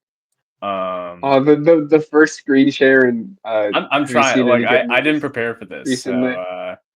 let's see. Does this work? Um, Also, the sh- crochet dress, wonderful. Here we go. Yeah. So this is her Twitter. I don't know, but it's like you got the Survivor. I barely even know her. She has a shot from the Survivor Reddit, which is crazy. Another thing, if you're hyperactive on Reddit, I'm not saying that like it's like bad, but it's like, it's an uphill battle. It's an uphill battle. So Marianne did it. I'll say Marianne did it. and Zach did it. I mean, two sides of the No, same coin. I'm saying, yeah. I mean, I'm saying Marianne has proved it possible. The only other person who we could consider maybe a generational poster would be would be Omer, and he's like final six is good, but that's not the same level as winning. Yeah. Also, Omer annoys me, and he always has, but that's just me. Um, Damn, I but will look, always stand with the Canadian icon. hey, I mean, that's true. That's true. That's your prerogative. Anyways, yeah. You have your Joe solidarity. I have mine. Anyways, so yeah, Mary, great poster. We know this. Is she long for this world? Maybe a different story. You know who was definitely not long for this world was Stephanie. Stephanie Berger. No. Um, no, not. Any thoughts? What are your thoughts? Any thoughts? Um. Yeah, Stephanie, she put up a good fight. But I think if I were on that island, I probably would have agreed with the cast's Hmm. diagnosis of her at the beginning as well. Um, there's a lot to say about someone who is sometimes sometimes dripped out like that. Um, the shirt Easy was a hat. look. Yep. Yeah, the floral shirt was a look. She had some fits on. She had some stuff, but ultimately, when it comes to it, end of the day, um, you just need to play harder. And it was interesting to watch because they really did have like a one episode narrative of why she lost. Like that is pretty explicitly put. They put like, hey, look, this is why she was a first boot. And it wasn't much, but it was a lot of like her saying, my strategy is to hold myself back, and Yep. that being kind of the kicker. And a lot of what we see them pushing, at least, I mean, it is kind of true, anyways, in Survivor, is you have to be yourself. If you want to win in this game, don't hold yourself back. Be who you are. And whether or not always that's like a meta narrative for the season, you can see the results of that, right? That is always going to be something where you see the result of someone succeeding on that season because they are themselves fully and completely, and someone crashing and burning because, maybe they've hidden that, or there's some level of that that isn't as true. And like Stephanie holding herself back and getting stunted on, well, Sai doesn't hold herself back in the slightest and Yep. thrives for this beginning part, or even Ava and Joe, them being completely themselves with each other, is building a lot of bonds and trust for the future. And that's just always going to be something where it's like, don't hold yourself back sometimes, but definitely not to the level Stephanie did. You got to be willing to play on that beach.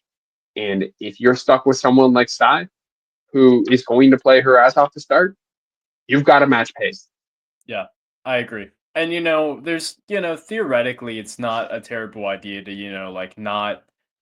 I would say to try to not show all your cards, but like it's another thing to Hmm. be totally like I'm just gonna totally lay back and just let the game come to me because that's just not how it works. That's not how the game works. And Stephanie tried. She did try. She gave it her best shot, but like she was kind of in a bad spot to begin with because Say was probably the most vocal person against her before the game started. I Hmm. have here, and I'm gonna try to share my screen again. We'll see how this goes. Um, yeah, I gotta.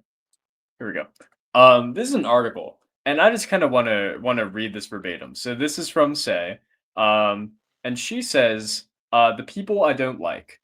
There are a few girls that I feel are attention seeking, and it's driving me a little nuts. When you're in a room and everybody's quiet and still, it's okay to have silence. You didn't even blah blah blah. One is the blonde haired girl. I've been itching to get this out. The blonde haired girl is crinkly. She's an artist, and every chance she gets, she takes a moment to draw. Um. Do, do, do. Oh, this is actually the wrong article. But that's okay. The one I was looking for that apparently I don't have, um, is oh, I wasn't even sharing the whole time. Whatever, it doesn't matter. Luckily, it was the wrong thing, anyways. Um, but anyways, so she basically during the pregame interviews was going and having a glass of water, having water, and filling it up to dip her paintbrushes in while she painted. And this annoyed Sade a lot. The fact that she would, they'd be sitting in silence because they're getting sequestered, and she would just be sitting there painting, and she'd be like, "Oh, I gotta grab some more water to dip my paintbrushes in." I'm not sure what part of the casting process this was. I'm not sure if this was after they were already, they were just being sequestered before the show, or if this is like during the casting process. I don't know. Probably the latter. Either way, if you're doing that, I know for me personally, I would also be pretty annoyed. Oh, that is amazing. I mean, first impressions they matter so much, but that is Yeah, it's pretty bad. wow, wow. It's I It's wonder like, yeah, go like ahead. what's something you could do that like is that level? Like That's what I was about to say. So like if I were so like I don't know, because I'm like a writer, so it wouldn't really be something like that. But if I were like coming in as a quote unquote podcaster, which I'm not, but we're doing this, it would be like if we were just sitting in silence and I'm just sitting there, and then I was like, Topeka, Kansas, Topeka, Kansas. And then that was it. Yeah. I was thinking my thing that would cost me. There are a certain things. I know people have brought books before. Maybe on the plane or whatever. Yeah. Um, People have brought books. They've brought manga even to shout out James Jones. Um, I didn't know we there did are that. there are certain people in certain mangas that if you brought that or that book and you were reading that there, I would want you out immediately. There are certain pieces of media. If you're in Ponderosa before the game starts to sequester, but you see people roaming around anyways, Mhm. and someone's out there reading like how to win friends and influence people, Well, you're yeah, done. sure. You're done. Yeah. You're cooked. Like that. You're absolutely like that. No hate. That's something I imagine like I would see Liz reading before the season. Sure. Yeah, All of yeah, my heart to the character of Liz that I saw and the person that Liz is in real life. I would imagine I would see her reading that. yeah, Even just to sell the narrative of what kind of person she is and was saying she was on the show. Um, yeah. yeah. Yeah, I bet that's the type of thing that I bet like Shaheen would read, but he'd have it in like a dictionary or something, so he'd be hiding it. You know what I mean? I don't think he'd need to know that. I think if anything, like he would, yeah. I do feel like he would do that, like hiding a book in a book. Yeah, Um, yeah. Either way, like yeah, bad luck for Stephanie to be on that tribe with that girl who had to really, like I think if you do that, you're at a disadvantage to start off. You know what I mean? Like absolutely. that's putting such a big target on your back. And Stephanie is already quite a big personality, but like that's putting a negative, like, Hmm. asterisk on yourself, shall we say. Yeah. Uh, I I also think I that will say Stephanie, her Shaun the Dark play was like solid. That yeah, was a it was good solid. Shaun the Dark play because real. I mean, she knew the stakes. It was if two people vote. It was if three people voted with her. That was the only way she was making it. It was about whether or not two people were flipping. And so if it's a two-person margin, add the 1 in 6 shot for the extra stability. Like I get it. That's what sometimes you will find there be Shaun in Dark plays where it's like maybe You you didn't have needed to do that, that. Yeah. but you know that was enough where it was like This is a very solid play. You know what the stakes are. You're taking that Mhm. shot. It's the first vote of the game. People aren't going to be afraid of you if you've got that missing. Um, yeah, Yeah. No, I agree. And yeah, I think Stephanie once again was like kind of between a rock and a hard place. There wasn't at some point, maybe even as soon as after the first day, there really wasn't a lot that she could have done. Especially once Say got the idol, like especially like now it's really hard because you yeah, have to get literally everybody but her on your side, and that's probably just not going to happen. I do think there is a lot to what you were saying before of like Stephanie kind of limiting herself, like because in confessionals she seems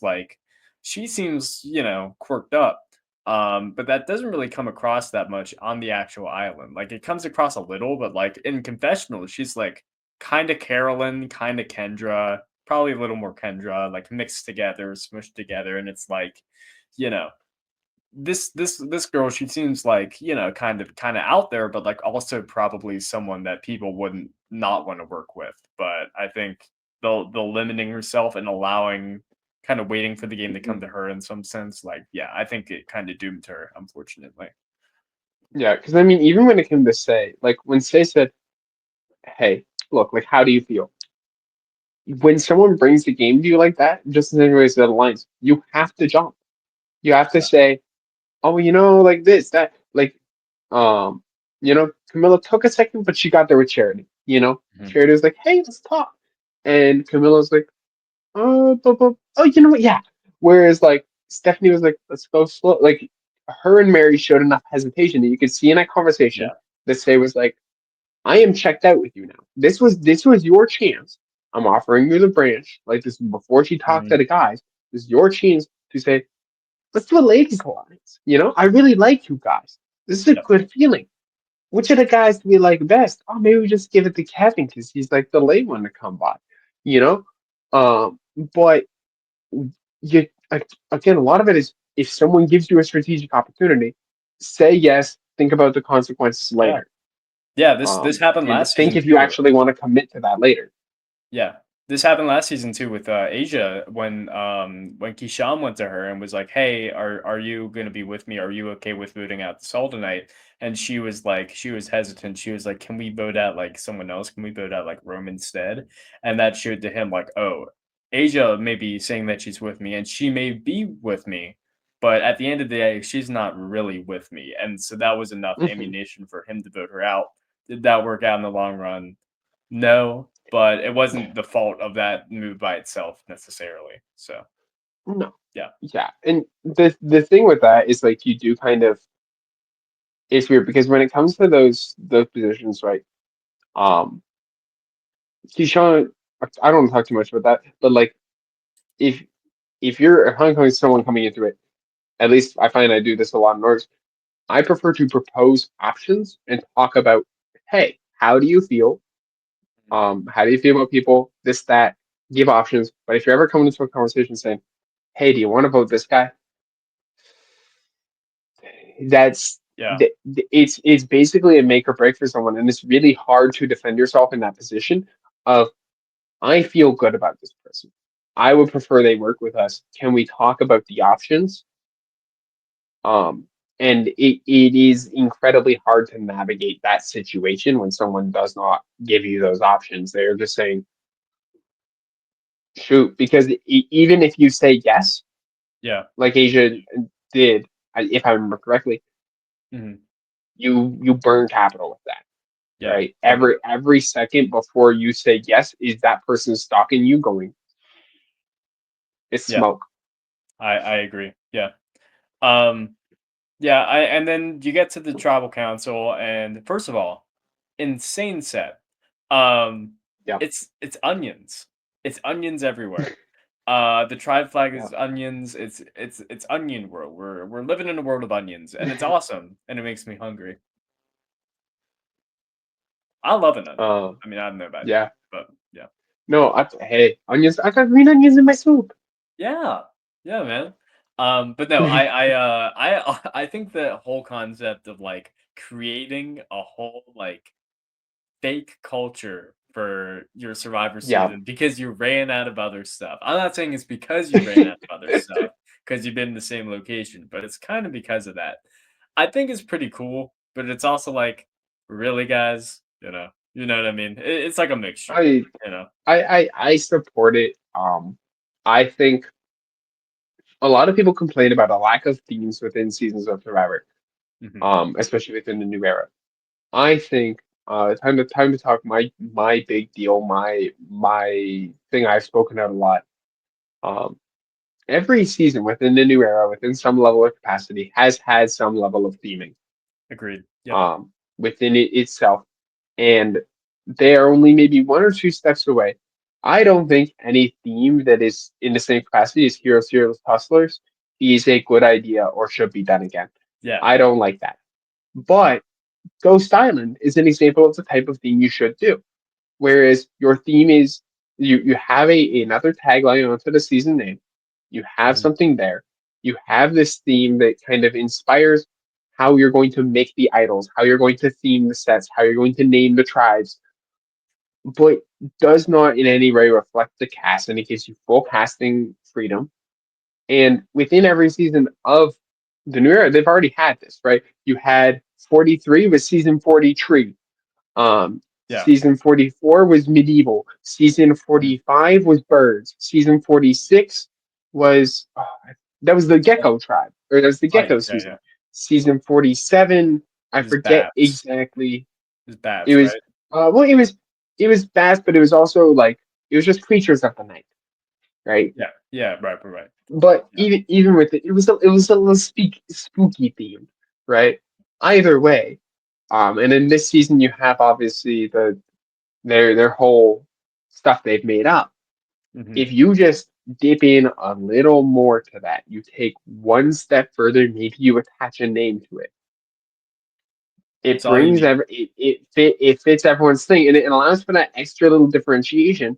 Because I don't have trouble really, I don't have too much trouble differentiating between players or Nope. between like the seasons themselves. But I know a lot of people who I will say, I think a little poorly of them for saying it, they have trouble doing that. Maybe it's just because I'm a freak, but I think it would Yeah. alleviate I think their that issue a too. lot. Yeah. I think it would alleviate their issue a lot of like having that differentiation and difficulty in telling things apart. If you had just that extra level, because even I'll say, 44 was the medieval scene, and they'll be like, "What do you mean?" I'm like, think about it. There was castles, there was the sword and the Look at shield. the Think logo. for Yeah. 5 seconds. Yeah, think for 5 seconds. They're like, oh yeah, I guess so. And I'm like, if the production just dips a little further in, they dip that toe fully into the water, go foot first, Hmm. they just step into that. It will help with that, and at least even if you want to keep just say the numbers post 50, it allows for that differentiation and allows you to get what you still had with like a hair extra little work. Yeah. Yeah. No, that's a good point. And I agree. I mean, like, oh, I guess I should ask about this, the season 50 voting. I mean, me and you talked about it, but like we may as well talk We have. about the four things that we could vote on. We had the Yes, I tribe had. colors, and I gotta pull up the thing because I don't remember them exactly, but one of them was green, yellow, and red, or thing I think, or maybe green, blue, and red Yes, or something. that was option C. Option A was blue, orange and orange slash red and green, and then option B was orange, cyan, and purple, basically magenta. Yeah, Um, I can share my screen here, and you can see how I voted personally. Um, just give me a second. And let's see. it's I think me and Sunder were basically on the same page when it came to this. Let me see if I can. Here we go. Yeah, Um, I did have people telling me they hated me forever for how I did vote on the final four fire making. Um, yeah. So, oh yeah, yeah. Well, we can get to that. Yeah, we voted for the orange and the cyan and the purple, right? Because like, no, I no, you voted didn't. option C actually. I voted option Oh, C. really? I did the green, the red, and the yellow. I considered in my head, which is the one that I would. like to get the buff of the most if I did want to get a buff, and it was red with the blue and the set and the light blue, red with the blues, and so I thought, you know what, I'll choose that one. I'll be real, and this is me just being honest. Like, none of these none of these like do anything for me, honestly. No, Like, none of them do. No, I no, agree.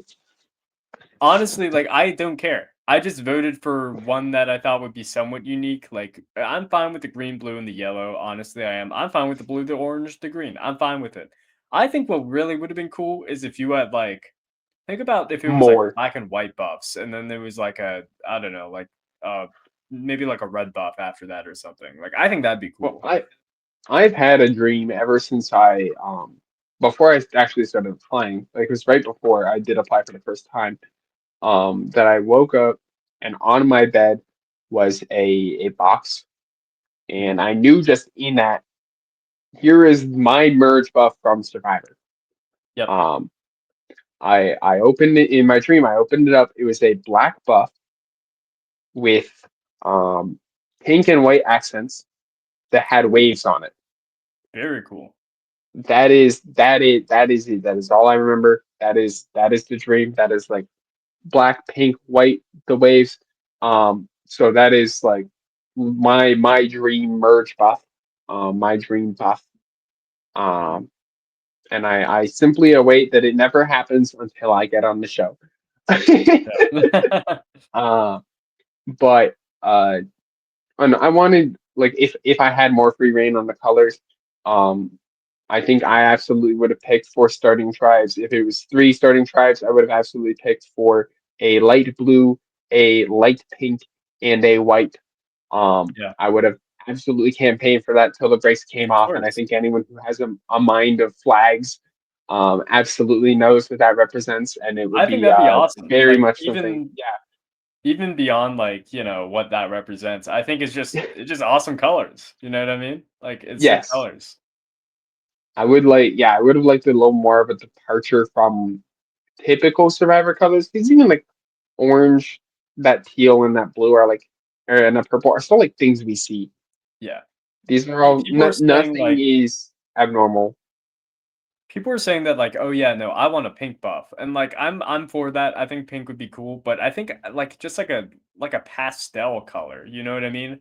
It's always solid like solid bright colors. Like give me something like a little different. Like give me like lavender, you know what I mean? You know what color I'd like to see come back? Tell me. Brown. There's Yeah, only I been was one just brown thinking that. buff in the history of Survivor. Mhm. Mhm. There's only been one. Good old Koror, and they won too hard. And so Yeah, therefore I say, you know what? If you want to bring back, like, true. if we really wanted to do 50, if you really wanted to represent like Survivor history, give us the Mhm. chance to bring back uh that color. Um, one of a historic color that has only been seen once. Yeah. Yeah, that's good. All right. Um, Let's get back to this. So we got the yes. tribe colors. That's cool. Rice or no rice? I voted make them earn rice, but I'm kind of split on it. I could go either way. What are I'm your thoughts? agnostic. Yeah, Yeah. I'm neutral. I think we're both the same way on that. Mhm. I think it's just, you know what?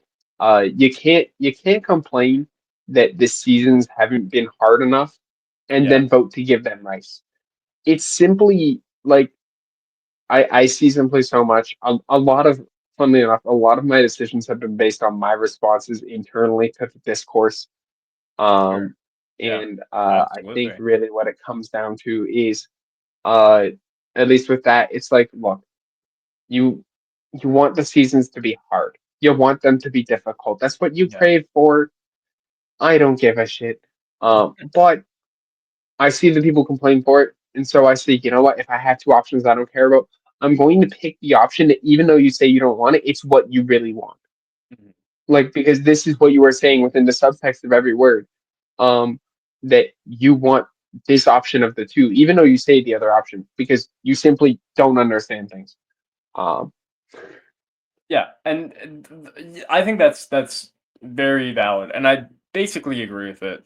Um, it's just like I don't really know what I want. Like I really don't care because like there are the two camps, right? The people who are saying give them rice or like just let them eat. Why have to why make it survival? And there's so many interesting things that happen when there's rice, and it leads to conflict, which like I agree with. Hmm. But on the other hand, like you know, I think making them earn rice is a way to compensate for it only being 26 days instead of 39, and I think that's fine.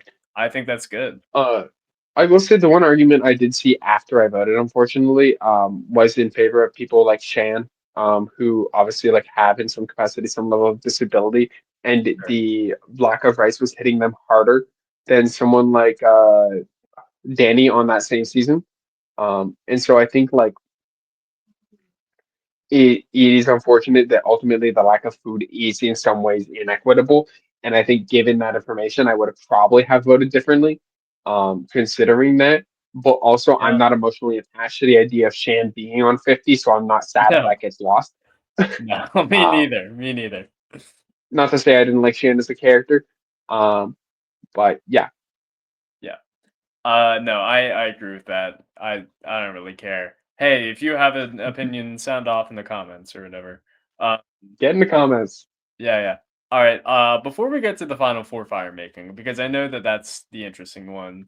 Um, let's just let's pull in the no, not me, you as well. The vote reveal in Los Angeles or Fiji. That's whatever. It's Los Angeles. Like we all know this, right? Everyone is voting for that. My one take is I would have liked the third option of winner reveal in Fiji after show happens also in Fiji, but a day later. I Yeah. think that would have been the perfect option for me because I do like watching the votes immediately get read.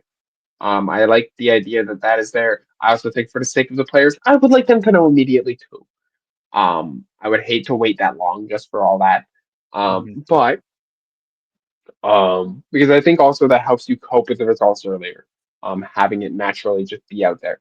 And I want everything for their mental health and well-being, and that's also why I would not want it to immediately happen the day of in Fiji. When you reveal those votes, you say, "Congratulations to the winner. We will see these people tomorrow, and you in a minute for the after show."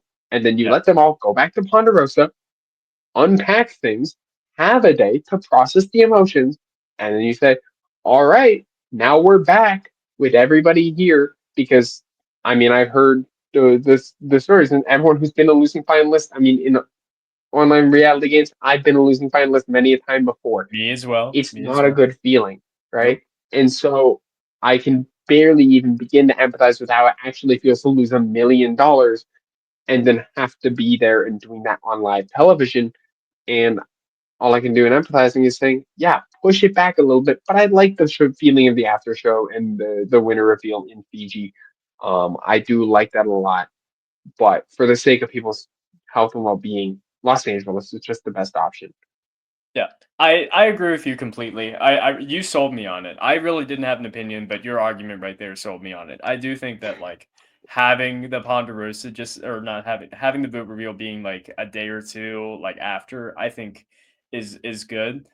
I do obviously I'd rather have it be live in Los Angeles. I also this is kind of greedy on my part, but like I'm a recent convert to Survivor relatively. I got into it during COVID. So I haven't seen like a live Mm, vote reveal actually be live.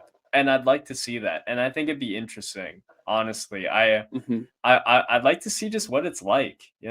I want to see how people react live, and I want to see I mean, I think it gets to something even more human in some sense than just having it in Fiji because like sure you're surrounded by camera crews and stuff like that in Fiji, but like when you're in Los Angeles and you're surrounded by your family and you're surrounded by all these people, like it sucks and it's mentally draining and I'm sure it's so stressful, but it's also like it's so human. Like the reactions in Yeah. terms of winning the game are so much more dramatic and so much more like anguish and relief and stuff like that than they are in Fiji. And like I'm not here for the drama of seeing who wins and their reaction when they win. But I do think it speaks to something that if nothing else made me vote for Los Angeles instead of Fiji for sure. I will say also. one thing in favor of Fiji that LA will never be good for me for. There's going to be a lot of vamping. There's going to be a lot Yep. of stuff shoved in the middle, and the thing with Fiji is that it forces them to say that there is no Jeff in a live studio audience that they feel like they have to cut to say, Yep. hey, random kid in the audience, what do you think? Hey, Who do Joey you think's King. gonna win, kiddo? It's Yeah. like I don't give a rat's ass what that kid thinks. Genuinely, that is Sure. not adding to my experience of watching Survivor. Yeah. That is not adding at all. What I want to see in a finale is that finale. And the fact of the matter is Jeff vamping to a crowd is not really it. There's the rare instance of it being interesting in like the wild and wacky vote of season 32. No, season 31. Yes, the wild and wacky vote of season 31 where Kimmy went home. Um, where Jeff explaining that on a whiteboard. That's cool. That's neat. It is We cool. I like love that. that one. But aside from that, there isn't much you get. Like there's just going to be a bit more bloat, and I understand the episodes are longer, whatever. It's not for me. I don't need more bloat. Yeah. Um, I mean, we've seen how episodes thrive and flourish when you keep it to the meat and the potatoes. We don't need more. And unfortunately, Live in LA is going to add more. And I don't want to see what is it, David Wright or David whatever his name was proposing. I don't need to Oh, see yeah, another yeah. like that. I don't I don't crave the people David Booth. fighting at the Yeah. I don't crave people fighting at the finale or whatever. If you want that, go to the challenge for their stuff or whatever. Sure. I don't care about that. I Same. want Survivor, and I'm comfortable with what Survivor kind of is now. Yeah. I guess it just speaks to the fact that both options are imperfect, but Los Angeles is the better one. But yeah. Yeah. All right, let's get to fire making because this one is the interesting one in my opinion.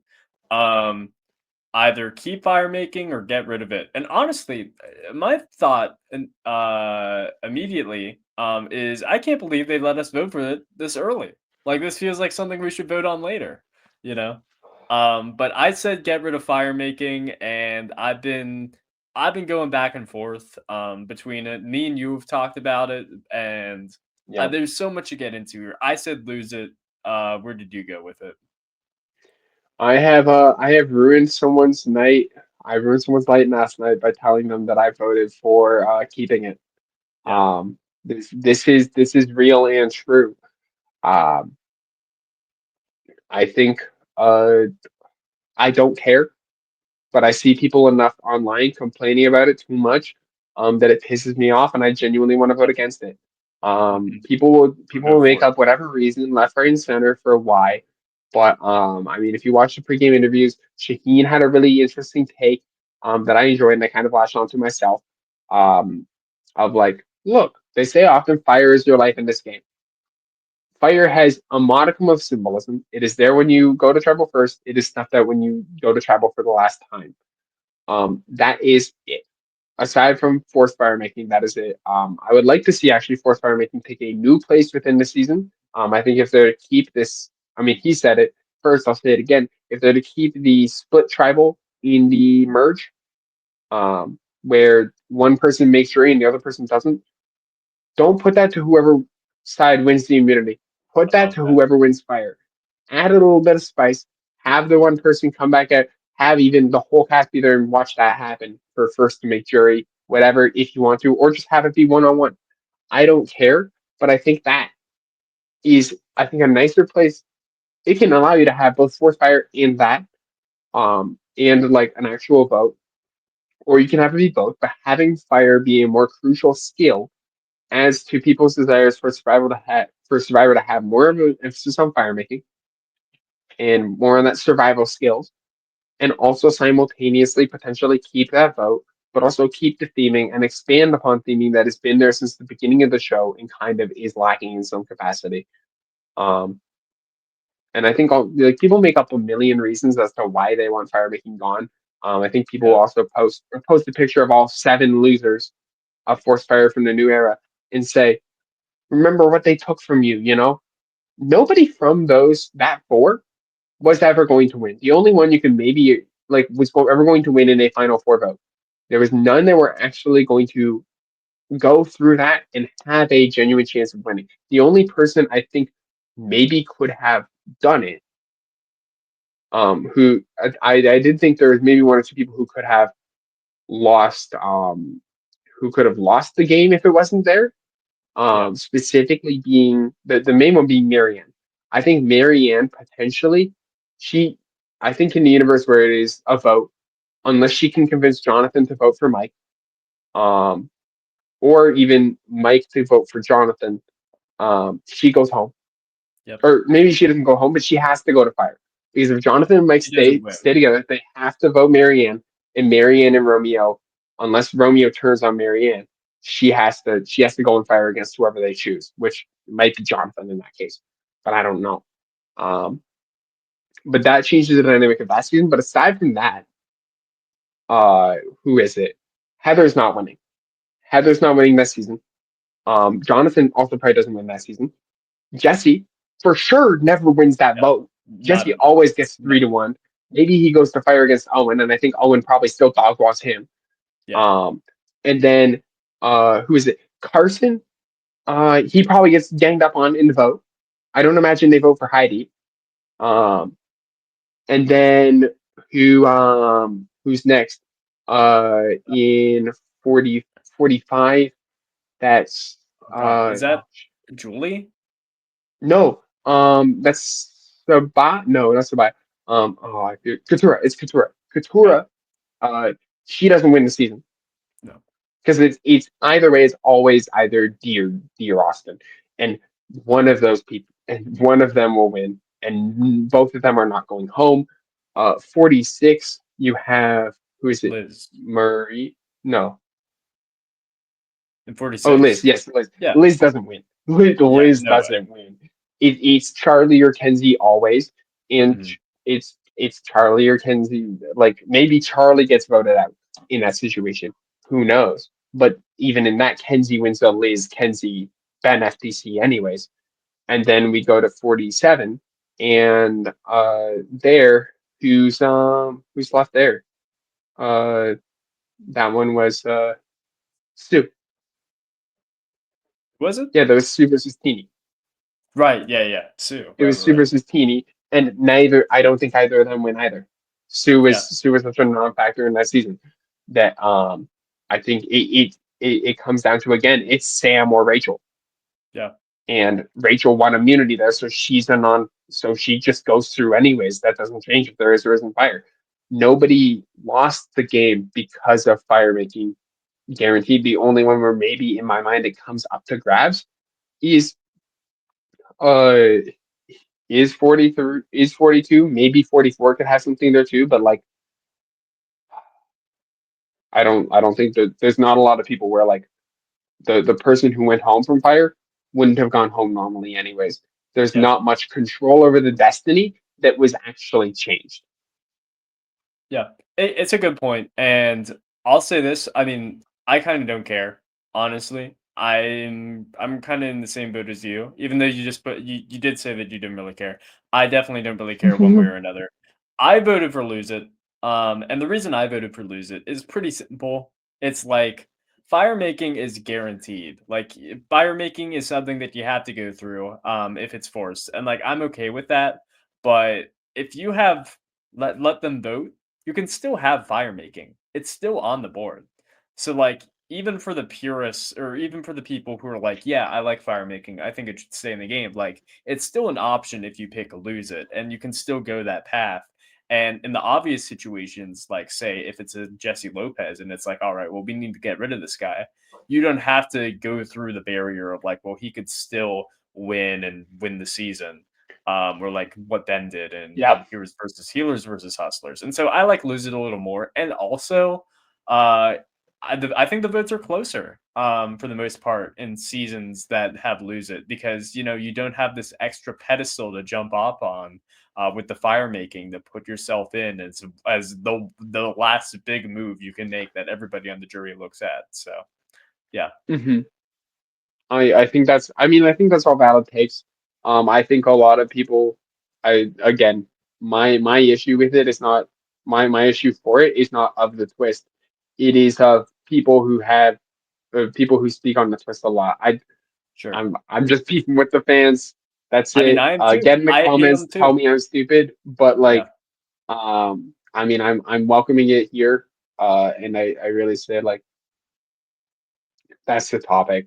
Like that's really Yeah. what it is. It's kind of ridiculous, you know. A lot of the arguments I think are ridiculous, and my vote is kind of the counter to those. So yeah, Yeah, I think most people who are looking at this Final Four fire making, especially when it comes to the people who are terminally online, such as myself and yourself, but not yeah, yourself and ourselves, because we actually use our brains. Shouts out to us. Um, not always. Not always. It's just like a knee-jerk reaction. It's just like, "Oh, it's different from the thing that's been going on for the past, you know, 15 seasons or Hmm. whatever. We gotta change it."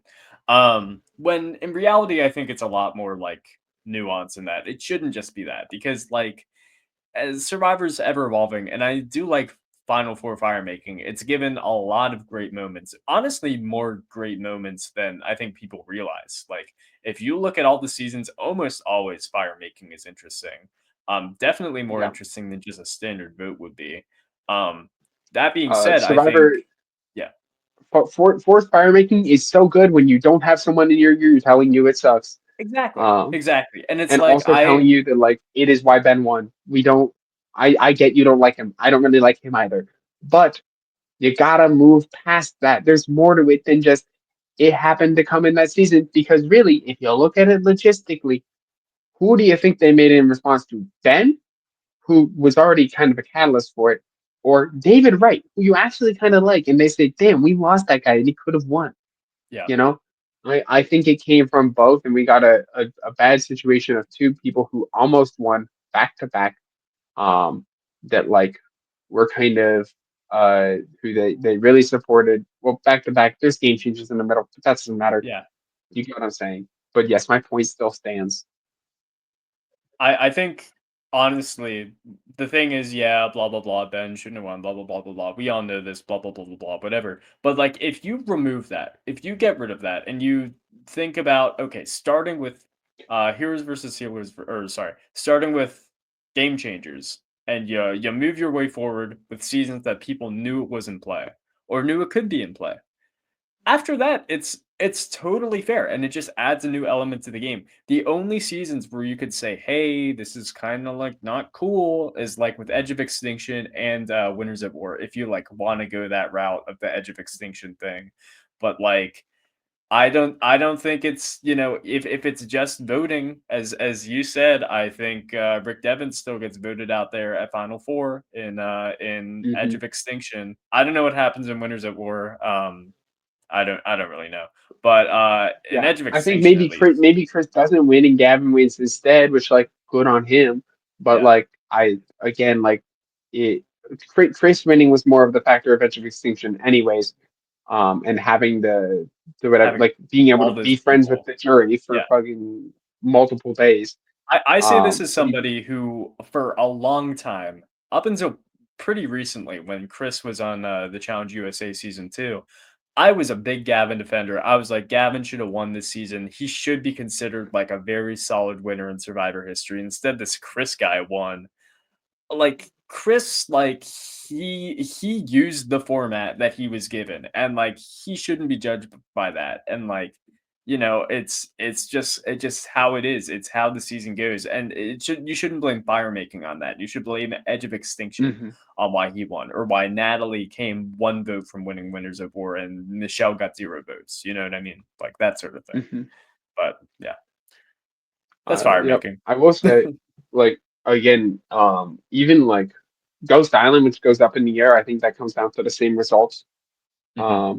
Of like because I will say Dominic put Wendell in, so he probably would have voted him. But it comes down to like Laurel. If Wendell could just be like, yo, hey, like either he could swing that vote, maybe he goes home. Wendell might actually be Wendell, other than Ben might be the second person who wins if he shouldn't. But I don't think anyone out there is saying I want a world uh where it wasn't the ending of Ghost Island that we got. That was the ending that I Yeah. think everyone enjoys. Yeah. Um, anyways, I think it's interesting. I'm sure no matter which way it slices, whether fire making stays or it gets lost, people are going to complain a lot about it. And it's going to Yeah. be annoying, and we're going to have to deal with it, and that's all right. Any Before we final chop thoughts this on? up, Yeah, sorry, go ahead. I just want to say people said, why isn't 39 days after vote? I'll drop my take on this because we're we- we're working with the government internationally. We're working with a Yeah, different country. So I'm gonna be real. You can say just say you're broke, just say you're broke, whatever this.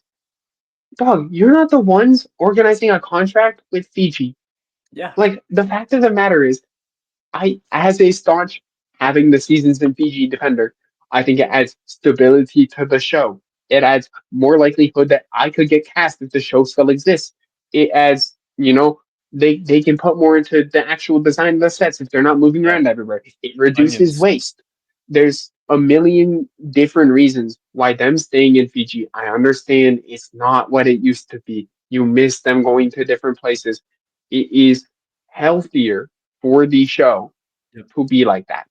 It is healthier to have a diet and have the same location and to try to change the contract on such a short notice when I think we can all agree they weren't planning on having us vote on Survivor 50 anyways. And a Yeah. year is short notice for a contract if you've never made one, by the way, or never had one.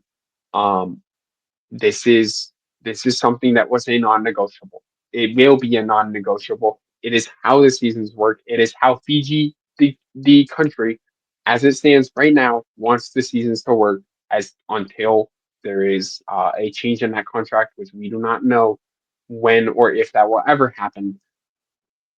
It's just unreasonable, and I think it is any fan or any person calling for 39 days in this situation and being mad that you could not vote on it is unreasonable. Yeah. It's so annoying. It's so annoying. I hate it.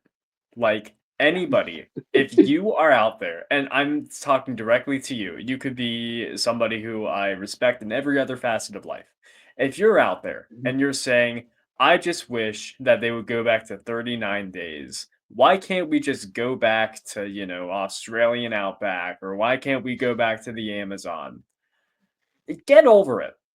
Get over it. Also, if you want the Outback or you want Australia, just watch Australian Survivor. Exactly. Tell Just me, and then get in the comments about how it's so much better than American Survivor, which it isn't. But we don't need to get into that. We're already like 2 hours into this podcast. yeah, yeah. I don't need to rant about why I think anyone who Maybe talks about another that is day. smoking crack. But Maybe another another day. day, Yeah. have me back on. Yeah. But Anytime, Sunder. But also, like, if if you're doing that, like, there's like 50 international versions of Survivor. Like, you are not going to starve. Like, there's so much international yeah, content, and I know that you just want the old stuff back. I wish we could have crazy people who don't know the show like Survivor Gabon. Why can't we just have Survivor Gabon again? Like, yeah, that's not how it works. Like, it's you yeah. can't just It's like why regurgitate the can't my same thing. grandpa be alive again? It's not. It's just not going to happen. It's just not going to happen. You Yeah, have to move on. You I have to mean, move on. Grandpa is dead. I'm sorry. You I have to move understand on. I understand complaining about the stagnancy in the new era. I don't disagree with it necessarily. Like, I feel it. I feel you. I get you. But like, your one complaint on Reddit is not going to make Jeff Probst be like, finally, let's do it. You know, I don't know what you expect. Anyways, Yeah. Sunder, any final thoughts on the episode? Anything you want to get off your chest? I'm excited for the rest of the season. That's Yep. what it. I think. Actually, you know what? I'm gonna pull up. Do I have my Survivor? Let's see if I have my reality TV draft or whatever. Um, do I have my draft? Let's see if I can pull it up real quick. If I can, I'll say who I'm betting on. I know I have Justin. I know I have Mary. I know I have Shaheen. I think I have one more. I feel in my gut that I picked Thomas. I hope I did. I might make the move to pick him up because we're doing that for our draft. You can still move. You can make transactions. I like that. Please Discord pin message. Do you have a draft? Do you want to speak on yours real quick? I look, so the way that I do it is I have a winner pick and that's it. And that I have a winner pick. Me and my family have a group chat. We watch the episodes together and we all pick different people to be our winners. I can't remember who all we picked. I had like I don't know. We basically go through the episode, and the rule is you can pick a player at any time that you have to be your winner, as long as it's before the end of the first immunity challenge. So, like, you can lock in your person quick, but if you do it too early, they could be on the outs before the challenge happens. So, it's kind of a game of chicken. And I picked Joe, as I said, as my winner pick, and that was during the Joe and Ava, the very very nice moment there. I was like, all right, well, I gotta root for this guy, but Yeah. you know, one of my brothers went for Thomas, which I think is a good shout. Um, Another one went for Ava, which I think is once again, I think she's gonna go far. Um, I think Yeah, I think my dad picked Ava, and then another one of my brothers picked Mary, which, we'll see about that. Yeah. And then I don't know. And then I think somebody else picked Camilla, Camilla's the person who I think is in the best spot in the game right now. I think she's got the sauce. I think she's got it. I have faith in her. Oh, yeah, one of my brothers picked Shaheen, and then somebody else picked one of the Hmm. others. But yeah, so Uh, stuff like that.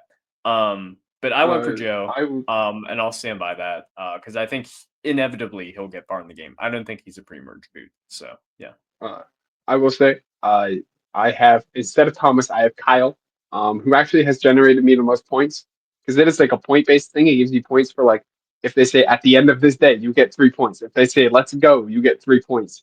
If they Mm. swear, you get 3 points. If they say 100%, you get 3 points. If they get every confessional is 1 point to a max of 10. Um, Wow. yeah, there's a lot of stuff to it, but Kyle's there. But my team also I will say it's titled. We choose titles. Is Dan Foley in a speedo for season 50? Um, Oh my goodness, that's a lasting uh, image if ever there was one. Well, there you go. one thing to leave the fans with as this Yes. episode ends. Exactly. Well, that was the first episode of Seeing Good Moves lately. Thanks for joining me, Sunder. And if you want to be on the podcast, if you're listening, just hit me up. I'll probably say yes, and we can talk about as much or as little Survivor as you want. Um, but thanks everybody for joining, and have a great rest of your day and evening. Bye bye. Yo.